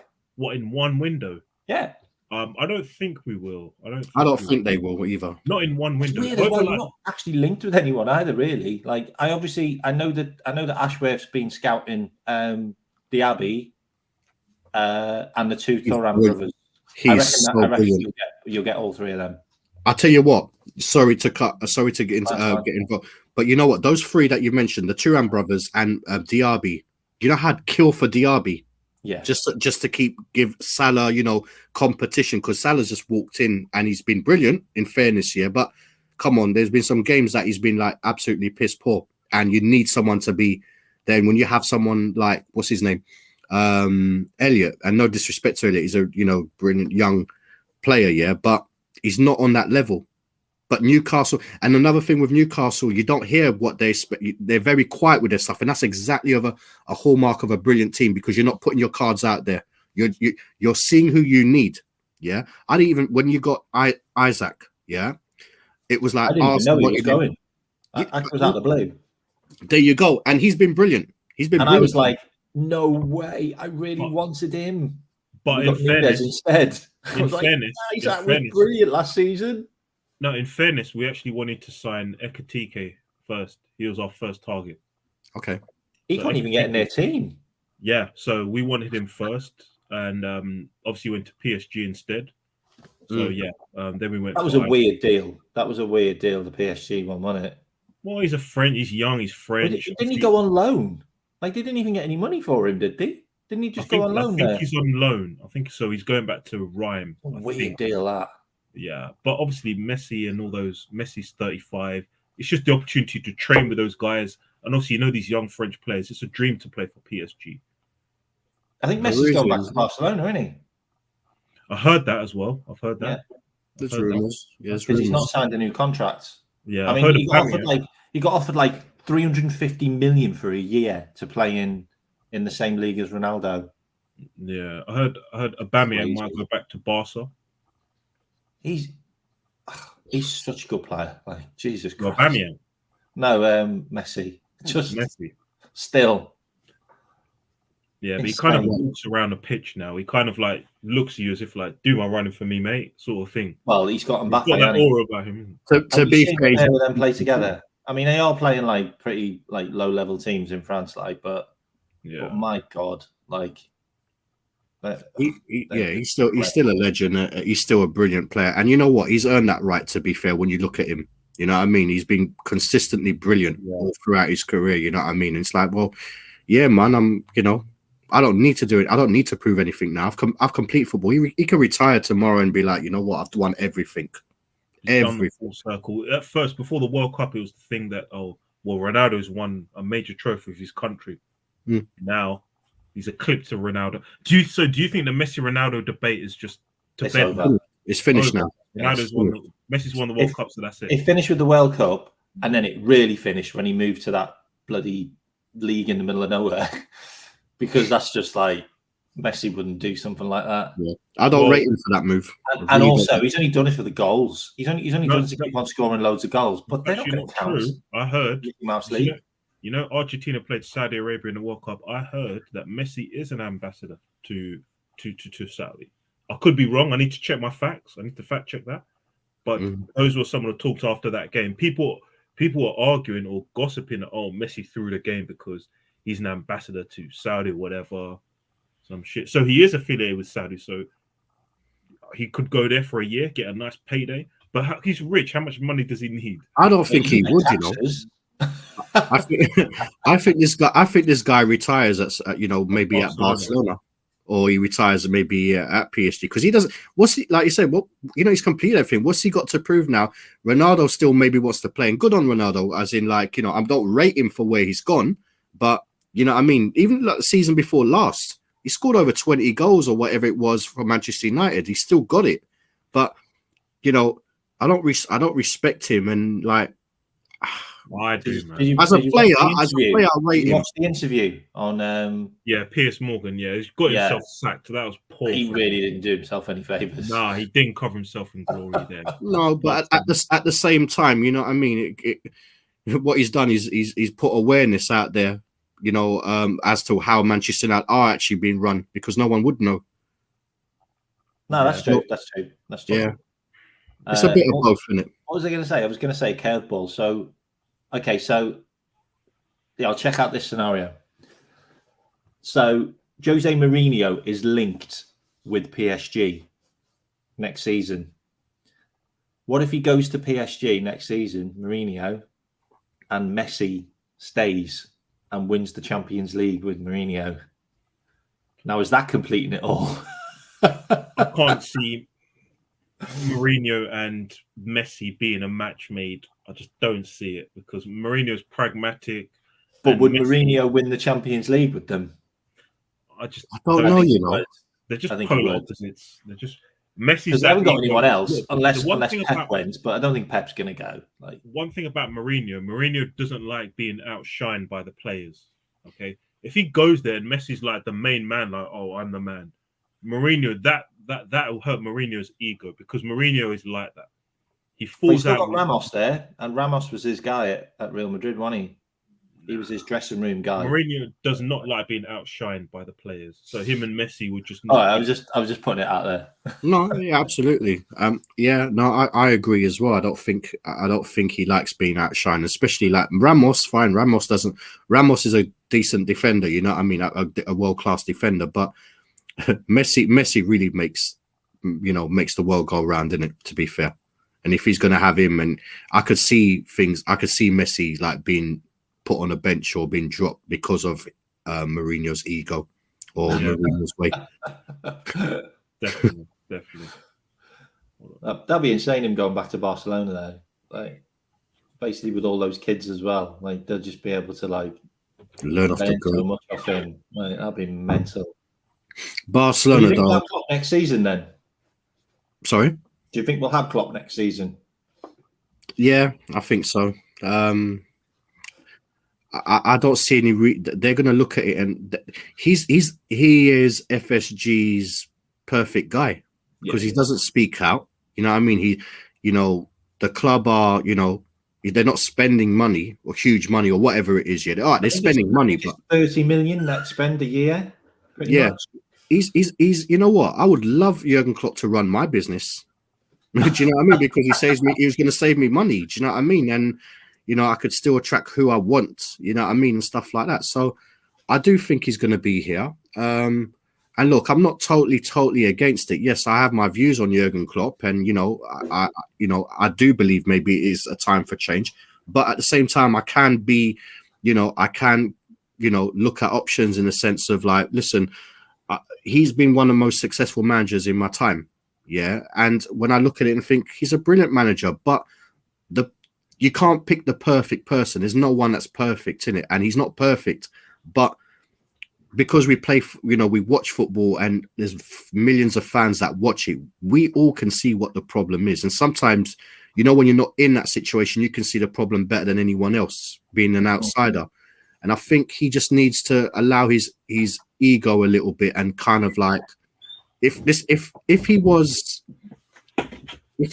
a sorry, there was a point out. It's gone now. But the fact is, if he just sorts himself out, he's like, okay, listen, I accept we do need players, or even if he doesn't need to say it, sign some players. You know what I mean? Knowing that you made a mistake, no one's gonna curse you and say, oh, you see, you did need players. Just build your team. Just build your team, and you know what I mean, and change your tactics now and again. You know what I mean? Like what he did against Leeds. With Trent, playing a role. It was brilliant. I loved that. Yes, man. Leeds weren't at their best, yeah, and they did make it fairly easy for us, yeah. That's my view. They were poor that game, really poor. Firpo was like our 12th man in that right. game. So you know what I mean? It's like, all right, we saw Trent doing something different. It's like, you know what? I can appreciate that. I'm like, okay, good. You know what I mean? He's actually had the balls to play him in that role, or you know what I mean? And I can appreciate that. But when you're just constantly playing 4-3-3 without no press, or you just don't have the players that can press, that is what does my head in. And that's what we lose games. And I'm like, fix up or go. You know what I mean? I hear you. I hear you. What was I going to say? Yeah. So the whole moving Trent into, well, he's not moving Trent into midfield, is he? Trent's still playing as a right back. He just moves into midfield when we're in possession. I mean, is this just till we get some form back, or is this just something that he's going to do until it stops working? Because what annoys me the most, and we all seen it, we started to get into bad form just before Christmas, and it started falling away, and it was looking a bit shabby. And then he changed the formation. So we played, I think it was 4-4-2 against Chelsea, Man City, West Ham, just along the Christmas period. And we started to get a good run together. And then we went away for the World Cup, and then they just threw it all out. And it was working. And it looked good. We looked solid. We looked stronger in midfield. That's what frustrates me, because I believe that might be the case again, where, right now he just thinks, all right, let's have a last push for maybe getting a Champions League position, which I doubt we're going to get, to be fair, which I don't think we're going to get. We don't deserve it, by the way. We don't deserve a Champions League position. Newcastle deserve a Champions League position. Absolutely. But I believe this may be a thing where he insisted on his 4-3-3. It served us well with the full backs and the qualities we had. But when it's fallen apart, or when it's kind of been sussed, or whatever you want to say, yeah, he's still insisting on it. And like now he knows he needs to do something else, and he's obviously doing something else. But it's like I don't believe he's got enough in him.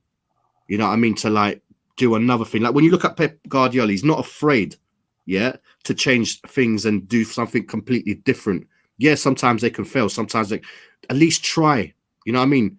We might have a donkey up front, but if he's running and he's giving it his all, and he's doing, he's doing something, you might think he's not great enough. But you know what? Unlucky lad. You know what I mean? But with Klopp, I don't see that, and he is literally changing it and think, okay, yeah, this is cool, but then he's got that side where he's like, this is good, yeah, but he'll still play 4-3-3 in the next game. It's Or like he'll still bring those subs on in the 60th minute that are just not needed. Or he'll still play Gakpo in the centre when he's got Núñez there, who scored 26 goals last season for another club. Like, it just... Yeah, but I don't know. He struggled. Núñez has struggled this season, but I think Núñez will come good. I think will come good. Núñez So I think to playing him out will wide be a 30-goal a season player next season if he gets played up front properly. Núñez got 15 goals this season or in all competition, yeah.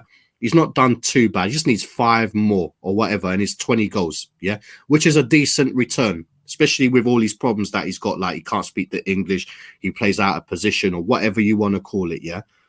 Yes, there's been some glaring moments that, you know, he should have done better. You should have finished his plate, yeah. He hasn't.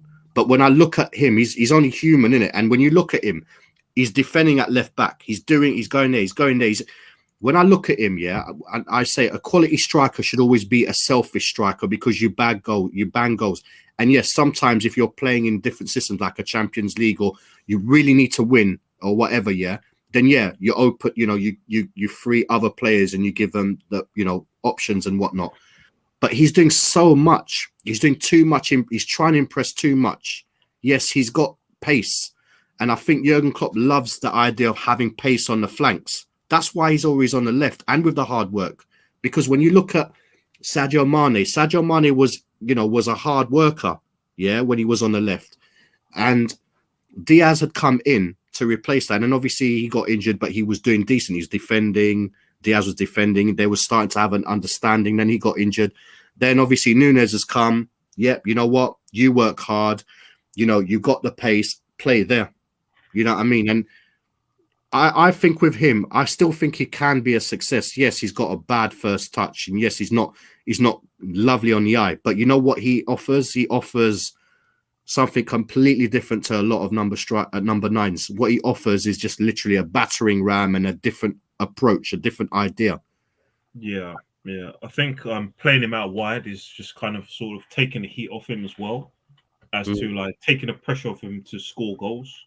Because obviously you had players coming back, you had Diaz coming back, Gakpo can play up front. So you got options in the 4 positions.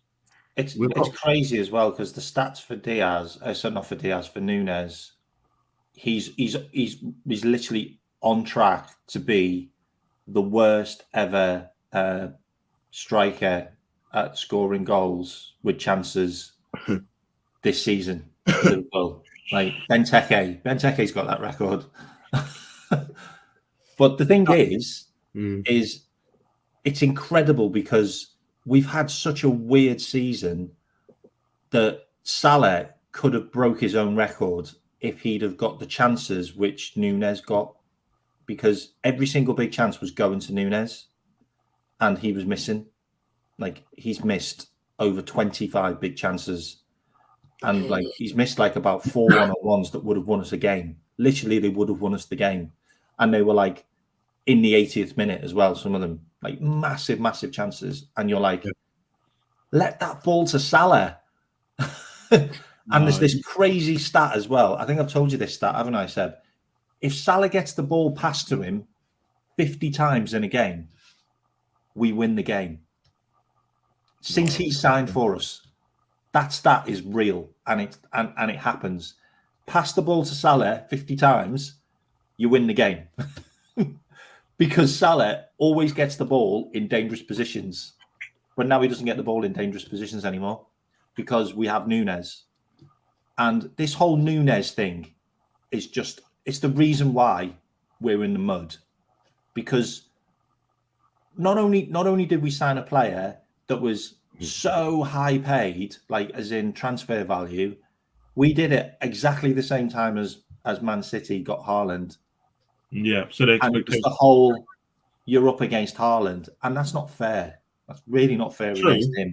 True, but I also think as well. So to interrupt you, I also think that because of the fee you paid for him, you sort of like you have to play him. You have to make it work. It's not like a 40-45 million pound flop that you can just write off, or like a Benteke that you can sell after one season.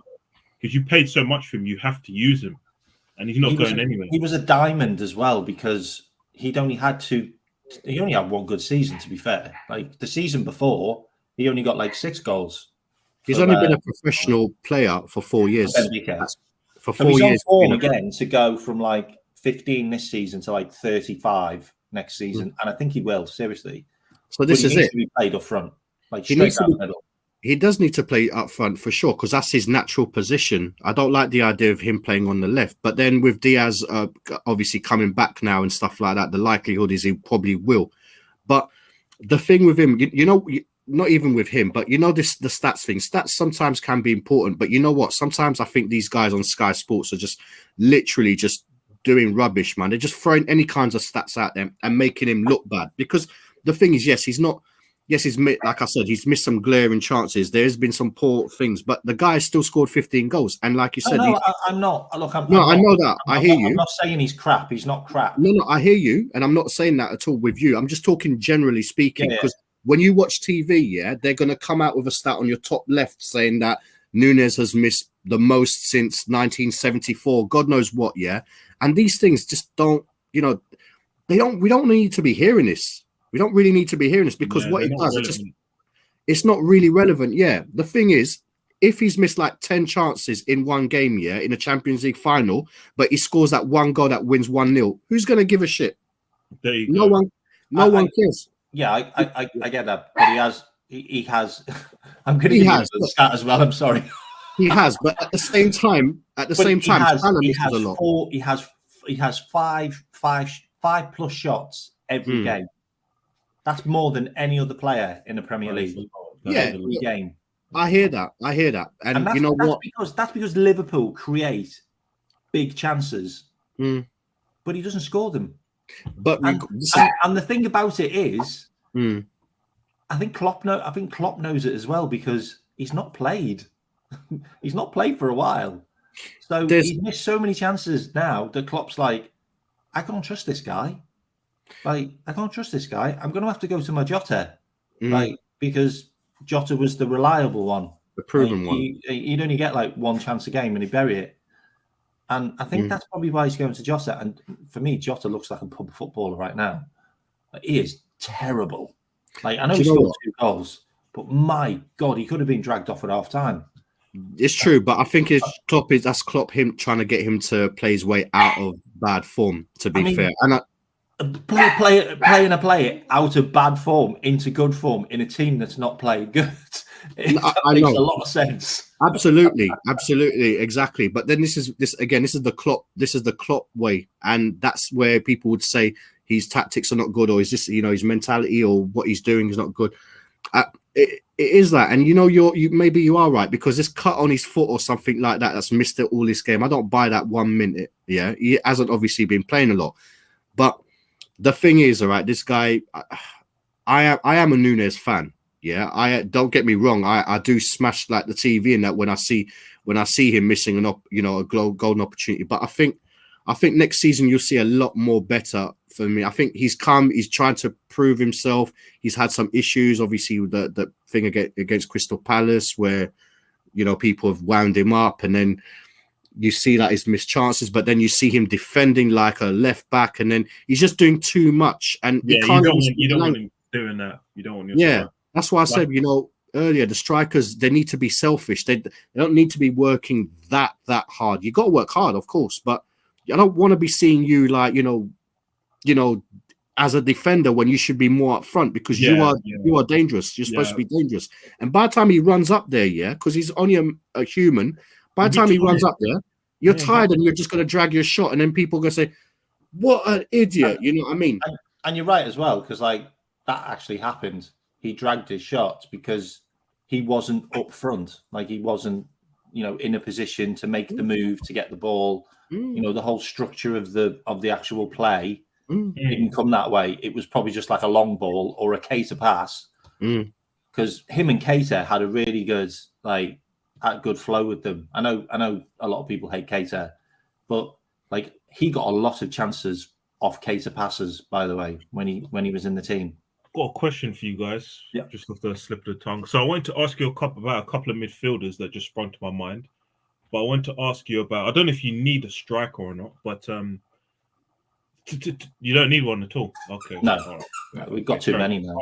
All right. What about so you don't need to replace Firmino when he leaves because you still got 5 No. strikers after. Cody Gakpo is probably that Cody guy. Gakpo. Fair enough.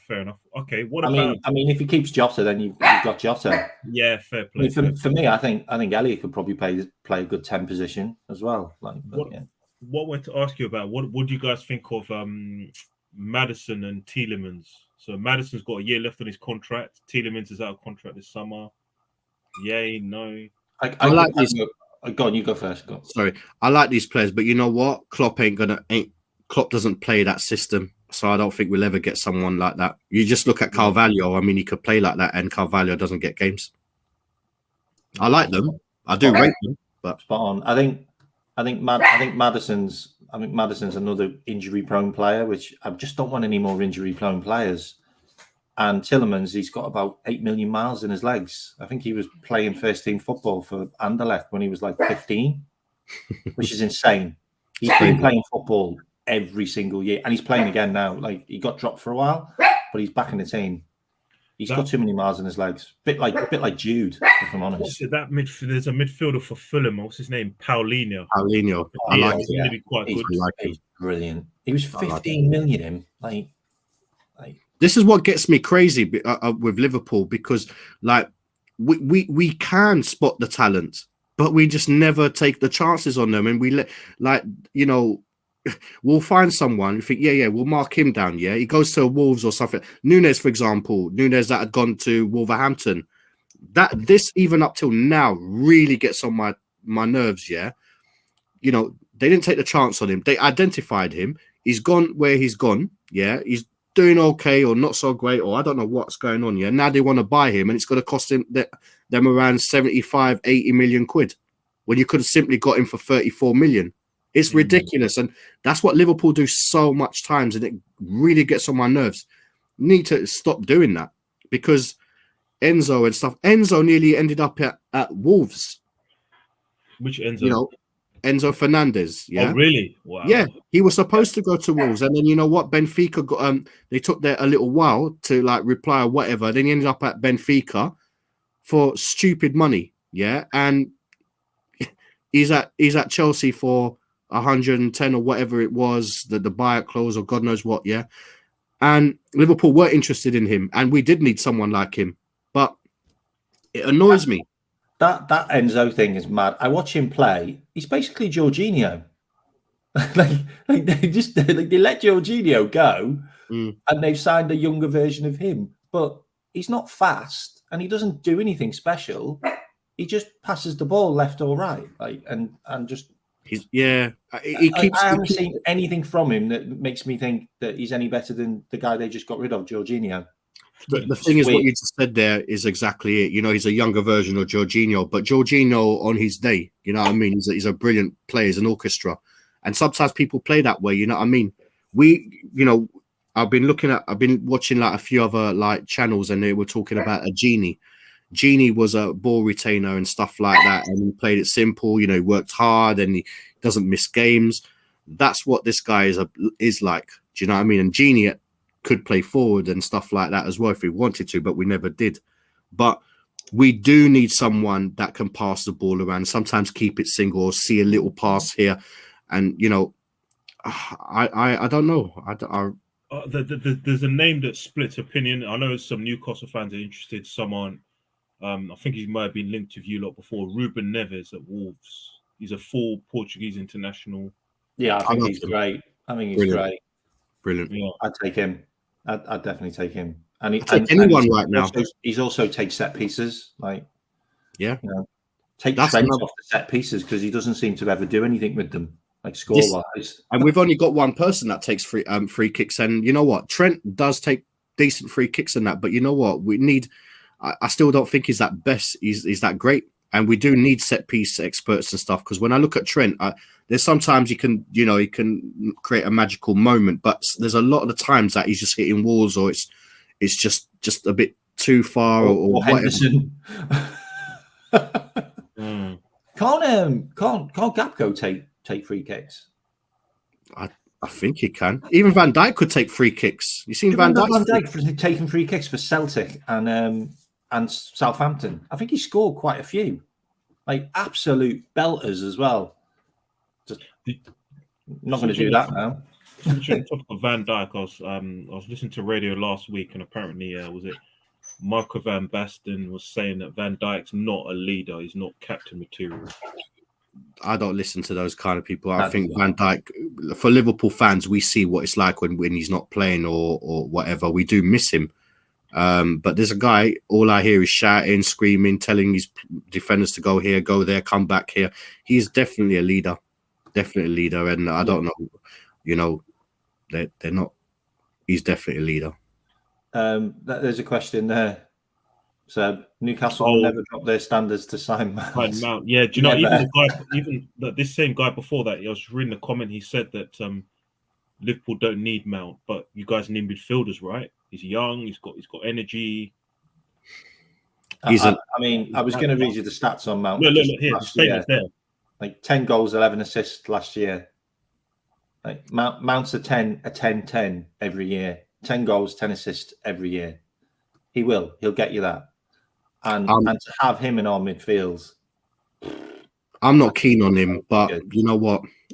And it's probably just me being, before I came on the show, obviously, I heard Yuseb saying that, you can't just, write off a player because you don't like him, sort of thing. But I don't know. You know what? The vibe I get from him, I'm hoping I'm wrong if Liverpool do actually buy him, yeah. But I think that English tax is a bit too much for him, yeah. I think he's going to come on some huge wages as well. And on top of that, you know what I see? I see a Joe Cole in him. And what I mean by that, yeah, is Joe Cole, when he came, he was always injured and he wasn't that player anymore, yeah. I just think Mason Mount don't want to leave Chelsea, but they're going to sell him. And I don't think he's a Chelsea man through and through. I don't know. I don't know about him. I don't think that matters, personally. I think, like, if it's time to move, if Chelsea don't value him at what he wants, I agree. Are willing to pay him. Like, I agree, and I hope he does. Like, listen, his stats are not, the stats are there, to be seen. And the thing is, if he does well, brilliant. I don't have a personal vendetta against him. But I mean, like, when I look at him, I think if they're going to spend 64 million or 65 or whatever it is, or they're trying to get him for a little bit lower, but it's going to be around the 60 million pound mark, yeah, go all out and go and get someone like a Gravenberch. I know Gravenberch is obviously, like, there's rumors that he won't be coming or anything like that because next season is his breakout season at Munich and that year. But he fits FSG's profile. He's going to cost around 25 million. He's young. He's at number 8. He's a next option for a Jude Bellingham or number 8 or something like that. Go and get him because there's too much tax on these players. And it's true. No, it's true. These players are hyped. All right, just a little bit about Mount. Okay, 129 games. 27 goals for a central midfielder, for a box-to-box midfielder, by the way, who for some reason seems to be playing in the Chelsea's free up front when he's not. He's not a striker. He's not a winger. He's a box-to-box midfielder. That was only last game, I think, or the last. Where he gets played for England. Every single manager has played him. Every single game. He never gets injured. He never complains. All this stuff about, like, his wages. Well, I don't actually blame him. He deserves to have a bloody pay rise. Like, he deserves to get a decent contract because he's producing 10 goals and 10 assists almost every season for the last 4 years. And he's 24 years old. 24 years old as well. He's the sweet spot. He's perfect for Liverpool. Perfect. And I know Klopp wanted him a long time ago. He was looking at him when he was at was he at Fulham? Derby. Fulham in the Championship. Derby. He scored like 17 goals for Derby in the Championship when he was like 18 or 19. Yeah, with Lampard, didn't it? When Lampard. Seriously, I mean, you can slate Lampard all you want, but Lampard's brought through some unbelievable youth players at Chelsea. To be fair, with Chelsea's youth academy, they're brilliant anyway, and they had that transfer embargo. They would never have got a sniff because an elite manager would have gone in and just gone, I want blah blah blah blah blah for Chelsea because that's what they always do. But the likes of Mount, Reece James, who we got? Tammy Abrahams, Tamori, Lamperty, Livermorento.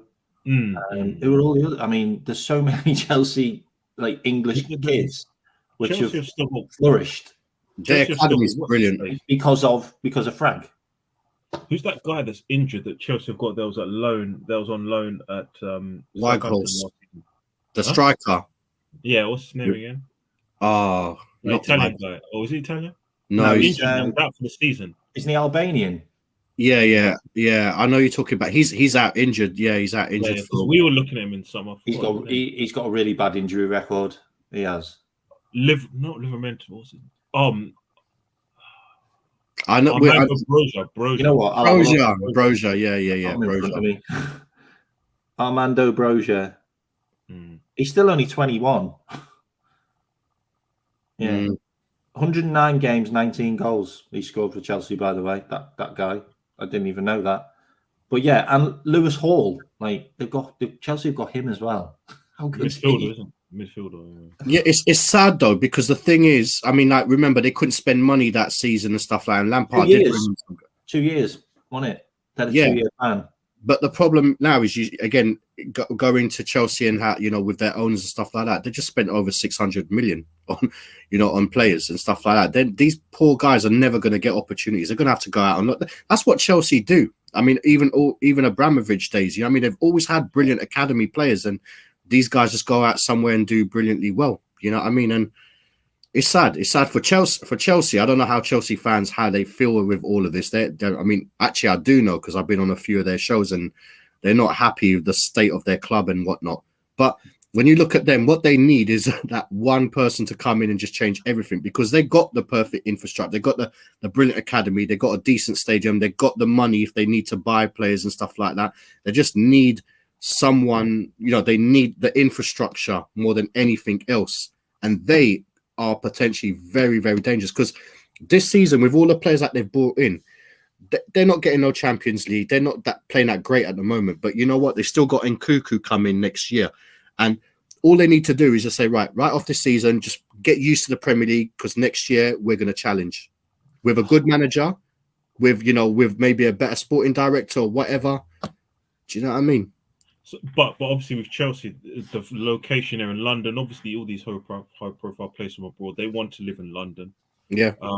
But Chelsea have got a big squad. They've got a lot of players, and they need to get rid of players. Apart from Mount, is there anyone else at Chelsea you'd be interested? I've heard Kante's been linked with Arsenal because I think he's out of contract. Are they any Chelsea midfielders? Chelsea's midfield, like they've got Fernandes, Kante, Kovacic, Pulisic. Like, Kante and Pulisic, they were linked at leaving. Ruben Loftus-Cheek, like, no, thank you. I know. Mudryk, Mount, Zakara's on loan. Ziyech was supposed to go to PSG, wasn't he? But the deal fell through because of some paperwork. Yeah. Like Conor Gallagher, I don't think Conor Gallagher's going to leave. By the way, I don't think he'll go. I think he's got energy though. He's got energy. I don't like. Wenker, like God knows why he hasn't got a game because he was brilliant for Aston Villa when Gerrard was there. Who? And then you got that Lewis Hall lad, but I think Lewis Hall plays as like a left back or a right back. Right back, yeah. Did you see Gallagher wasn't at Villa? He was at Palace. Yeah, sorry, I meant Shumamenko. They signed him. Yeah. They've also got that Brazilian kid as well that they've signed that's gone out on loan. He's supposed to be some big prospect. This guy. Yeah. So like they're basically building with youth. That's what it looks like at Chelsea. Yeah, but they can sell these players on and like with the FFP and stuff like that. Exactly. I mean, they've got so many brilliant. They could literally sell like one of these players and they're okay. Yeah, so, and that's the weird thing about Liverpool. I said this on I think it was Jamie's show. Like whenever we buy a player, it's just like, where does he fit in the team? Like he doesn't have to play in the team. Like we can buy like 10 players and not play them and loan them out and then sell them for like 3 times as much. Like, we just don't do stuff like that. All of our players that we loan out are all kids or reserve players that can't get in our team because they're not. And they're good. going to mediocre teams. No, They go to rubbish. They go on rubbish loans. You know, Like, Curtis when did we Jones. ever have a loan like, remember Man United did like a Danny Welbeck and they loaned him out and a couple of other their players to Premier League teams. Yeah. When did we ever loan any of our players to like Premier League teams? Like, Do you know Curtis Jones, for example? I mean, the last 3 games he's been brilliant. Yeah, he's been absolutely brilliant. Yeah, but he's one of those guys where, he's had injuries and stuff like that. But if he's not going to get games and stuff like that, he's playing on the left at the moment. But come next season, I don't see him playing now. I see Diaz and Gakpo fighting for that spot on the left. Yeah, on the left wing forwardy kind of role. He's more of a 10 now. He's got so much potential. This guy needs to go to a Dortmund. Needs to go to a club that is proven to get youngsters, firing. Brighton. Could go to Brighton. Could even go to an Aston Villa. Could go somewhere. You know what I mean? But I would love. He'd be perfect for Aston Villa. He'd be perfect for Aston Villa. I actually thought Gerrard would have grabbed him, but obviously, I personally think Dortmund would be a best suit for this guy. And you know what? He plays 1 season. Hopefully, he just allows the injuries and stuff. He's had some serious injuries for real. Like, his eyes, the eye one was quite serious and whatnot. But if he can just have 1 season where he's not so, doesn't get injured, plays consistently well. Yeah. You know what? We've got a brilliant player in him as well. Carvalho, I don't know what's Carvalho done. I don't know if he's shagged Klopp's dog or something like that. It's frustrating. It's Weird. frustrating. It's such a weird scenario. Even that Real Madrid thing, like bringing him on for like 10 seconds, that's an insult. Like, I mean, he's a kid. Like, that could really like ruin him, to be honest, because he's being, everyone's like laughing at him, and it's not his fault. He's not done anything wrong. Like, he's played 13 games and scored 3 goals. Maybe he's just not training well. He got 3 points against Newcastle. Yeah. Like, that could be like the 3 points that gets us into the Europa League. Do you know what, Seb? The thing is, all right, I mean, Jurgen Klopp rates Elliot quite highly, yeah?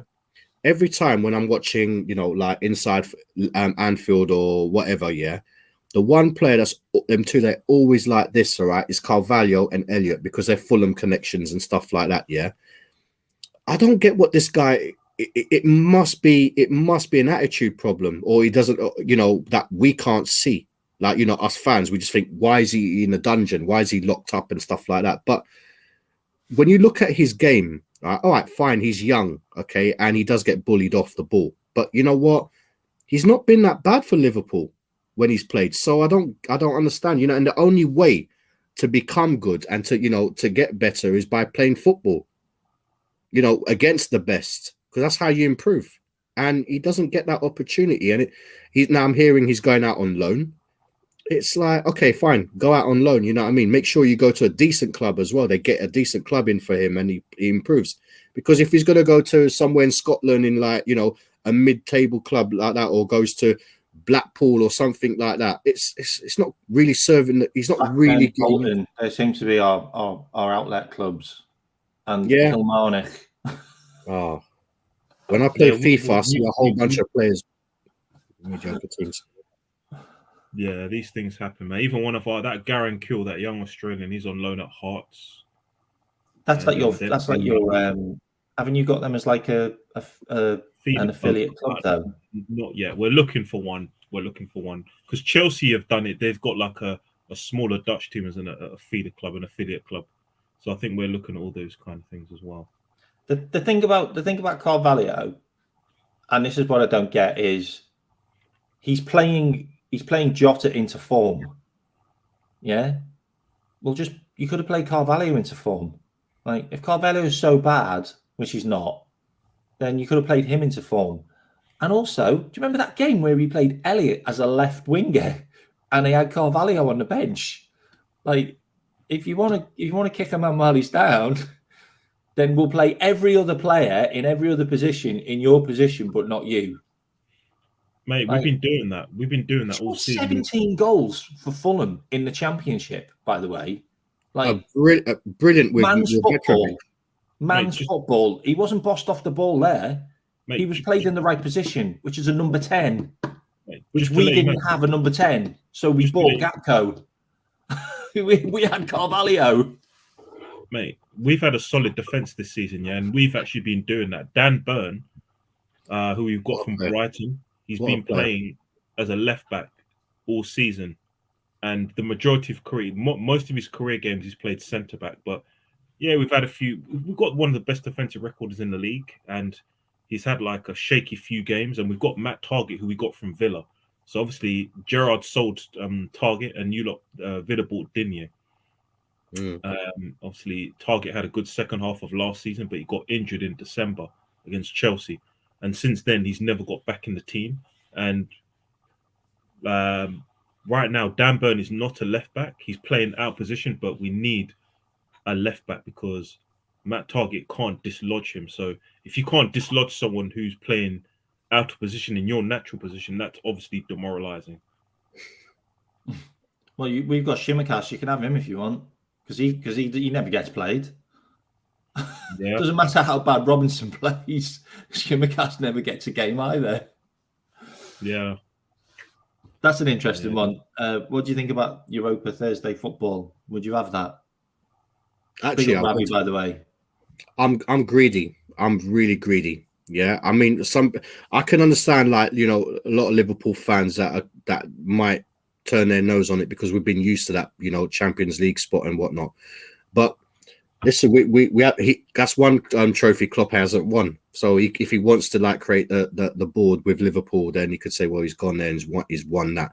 Now, there's no automatic guarantees that we're going to win that. But what I'd like to see is if we do get Europas and stuff like that, yeah, I just want to see under 23 players playing it. Just get them experience, you know, like your Ben Dokes of this world, your Carvalhos of this world, your Ramsey. whoever's your Ramses. Yeah, I know Ramsey's been injured and stuff, but yeah, he looked brilliant when he played against Derby and stuff like that in the cup. But yeah, I'd want to see some under 23 players play, and if we go far, then yeah, you know what I mean, integrate a couple of them, like, you know, in like a bigger, you know, like maybe with some first team players. But you know what I mean, I wouldn't have a problem with that. I just want trophies. I want trophies because that's what your club's based on, trophies, success. Also, you know what you want. I don't mind us playing those players. I just don't want them overplayed because all we seem to do is break our youngsters. Like, you know, if we're going to play the youngsters, then we play them in that competition and the cups, and we don't play them in all the league games because they shouldn't be in the league games anyway because they're too young. Like your Elliots and your Besetic and your Carvalhos and that, they shouldn't be playing or Dokes. They shouldn't be playing Premier League football day in, day out. They should. No, absolutely. And again, that's another thing that I'm a bit, you know, wound up with Jurgen Klopp with Besetic. Besetic, that is shocking. I told you the stats about that, didn't I, Seb? No. So basically, Besetic we got from Valencia or Valladolid or something like that. We got him from a Spanish team, and he came straight from their kids, straight into our under 21s, and then straight into our main team. And we play 30%. So 30% of our training is like compared to the kids. So the adults do 100% and the kids do 30%. And the adults play like maybe 2 or 3 games a week. Like in some cases, the kids play 1 game every 9 games. That's how it works. He went straight from the kids, straight into the first team, and then played 13 games in a row. And he's been decent. Out with an abductor injury, which is to do with really? Stress. Yeah. Oh no! How long's he out for? The rest of the season. Wow! Oh, that's bad. That's not confirmed. Bad management. That's bad management. It's not confirmed that he's going to be back at the end of the season. By the way, do you know that's bad management, man? That's Klopp and your really bad management. And we could see as well as fans. I mean, how many times did you watch him on the pitch, Ravi? Like 60 minutes. You're like, he's blowing. Like bad management. He's blowing. Like he looks tired. Like he needs to be taken off. And he just left him going and going and going. these things He happen. broke him. And you don't need midfielders, yeah, Jurgen Klopp. Well, yeah, Curtis Jones. He could have played him. And now he's playing Curtis Jones. Now he's going to redline Curtis Jones. And it looks like he's redlining Henderson as well, because Henderson shouldn't be playing the amount of games he's playing either. Neither should Milner. Well, Yeah, but it's annoying, man. And you know what? I rate Milner so highly because you know what? He's a true legend. True legend. He's been brilliant for Liverpool. And the thing is, when you watch one of your decent, you know, your legends and stuff get spun by, past it. yeah, it's like you don't want to be seeing that, man. You don't want to be seeing that. And I get it if you're going to bring him like 10 minutes towards the ending of the game to just shut the door and stuff. That's I get fine. that. But when you're starting him at some games, next year with Henderson, I don't mind that with Henderson next year. But if he's going to carry on playing him and Fabinho as well, like 10, 15 minutes, mind you, Fabinho, he's not a player that you can bring on as a sub. He's just not that type of player. yeah, you can't bring him out from the cold. I feel like Fabinho could replace Matip now and just move him to the back because he hasn't got. He can't do the whole midfield thing. Yeah, I think he ain't got the legs for it. But I do think he's becoming very reckless anyway. And I don't want him giving away a penalty. Yeah, it's not a good look, man. Lads, man, I need to jump. Yeah, no, this has gone on for ages, man. I didn't realise we've been going for over 2 hours. No, really appreciate you coming on, Baz, and it's good to talk to you and good to hear you actually. Pleasure, man. Thank you. Yeah, so sorry, man. And Seb, do you have a channel, Seb? Seb, no, I don't know. I just jump onto this one. And a few other Geordie Newcastle channels, but no, I don't have a channel now. Oh, right. Okay, cool. No, because I was going to subscribe in it, but yeah. And thanks for everyone who's tuned in and also left a comment and subscribed. Brilliant. And I'll be having another show on Sunday where I do catch up of everything that's happened. And I've also got a Liverpool fan on this Sunday. Maybe a Tottenham fan. I'm not sure yet. I don't think he wants to talk about Tottenham yet. But, and Seb, yeah, we'll link up again soon. Okay, mate. Yeah, let's do it. Absolutely. Brilliant. Right, Thank you. Thanks everyone. Thanks for having me on, Baz. All right. See you later. Pleasure. Thank you for having me on. Bye. Right, bye.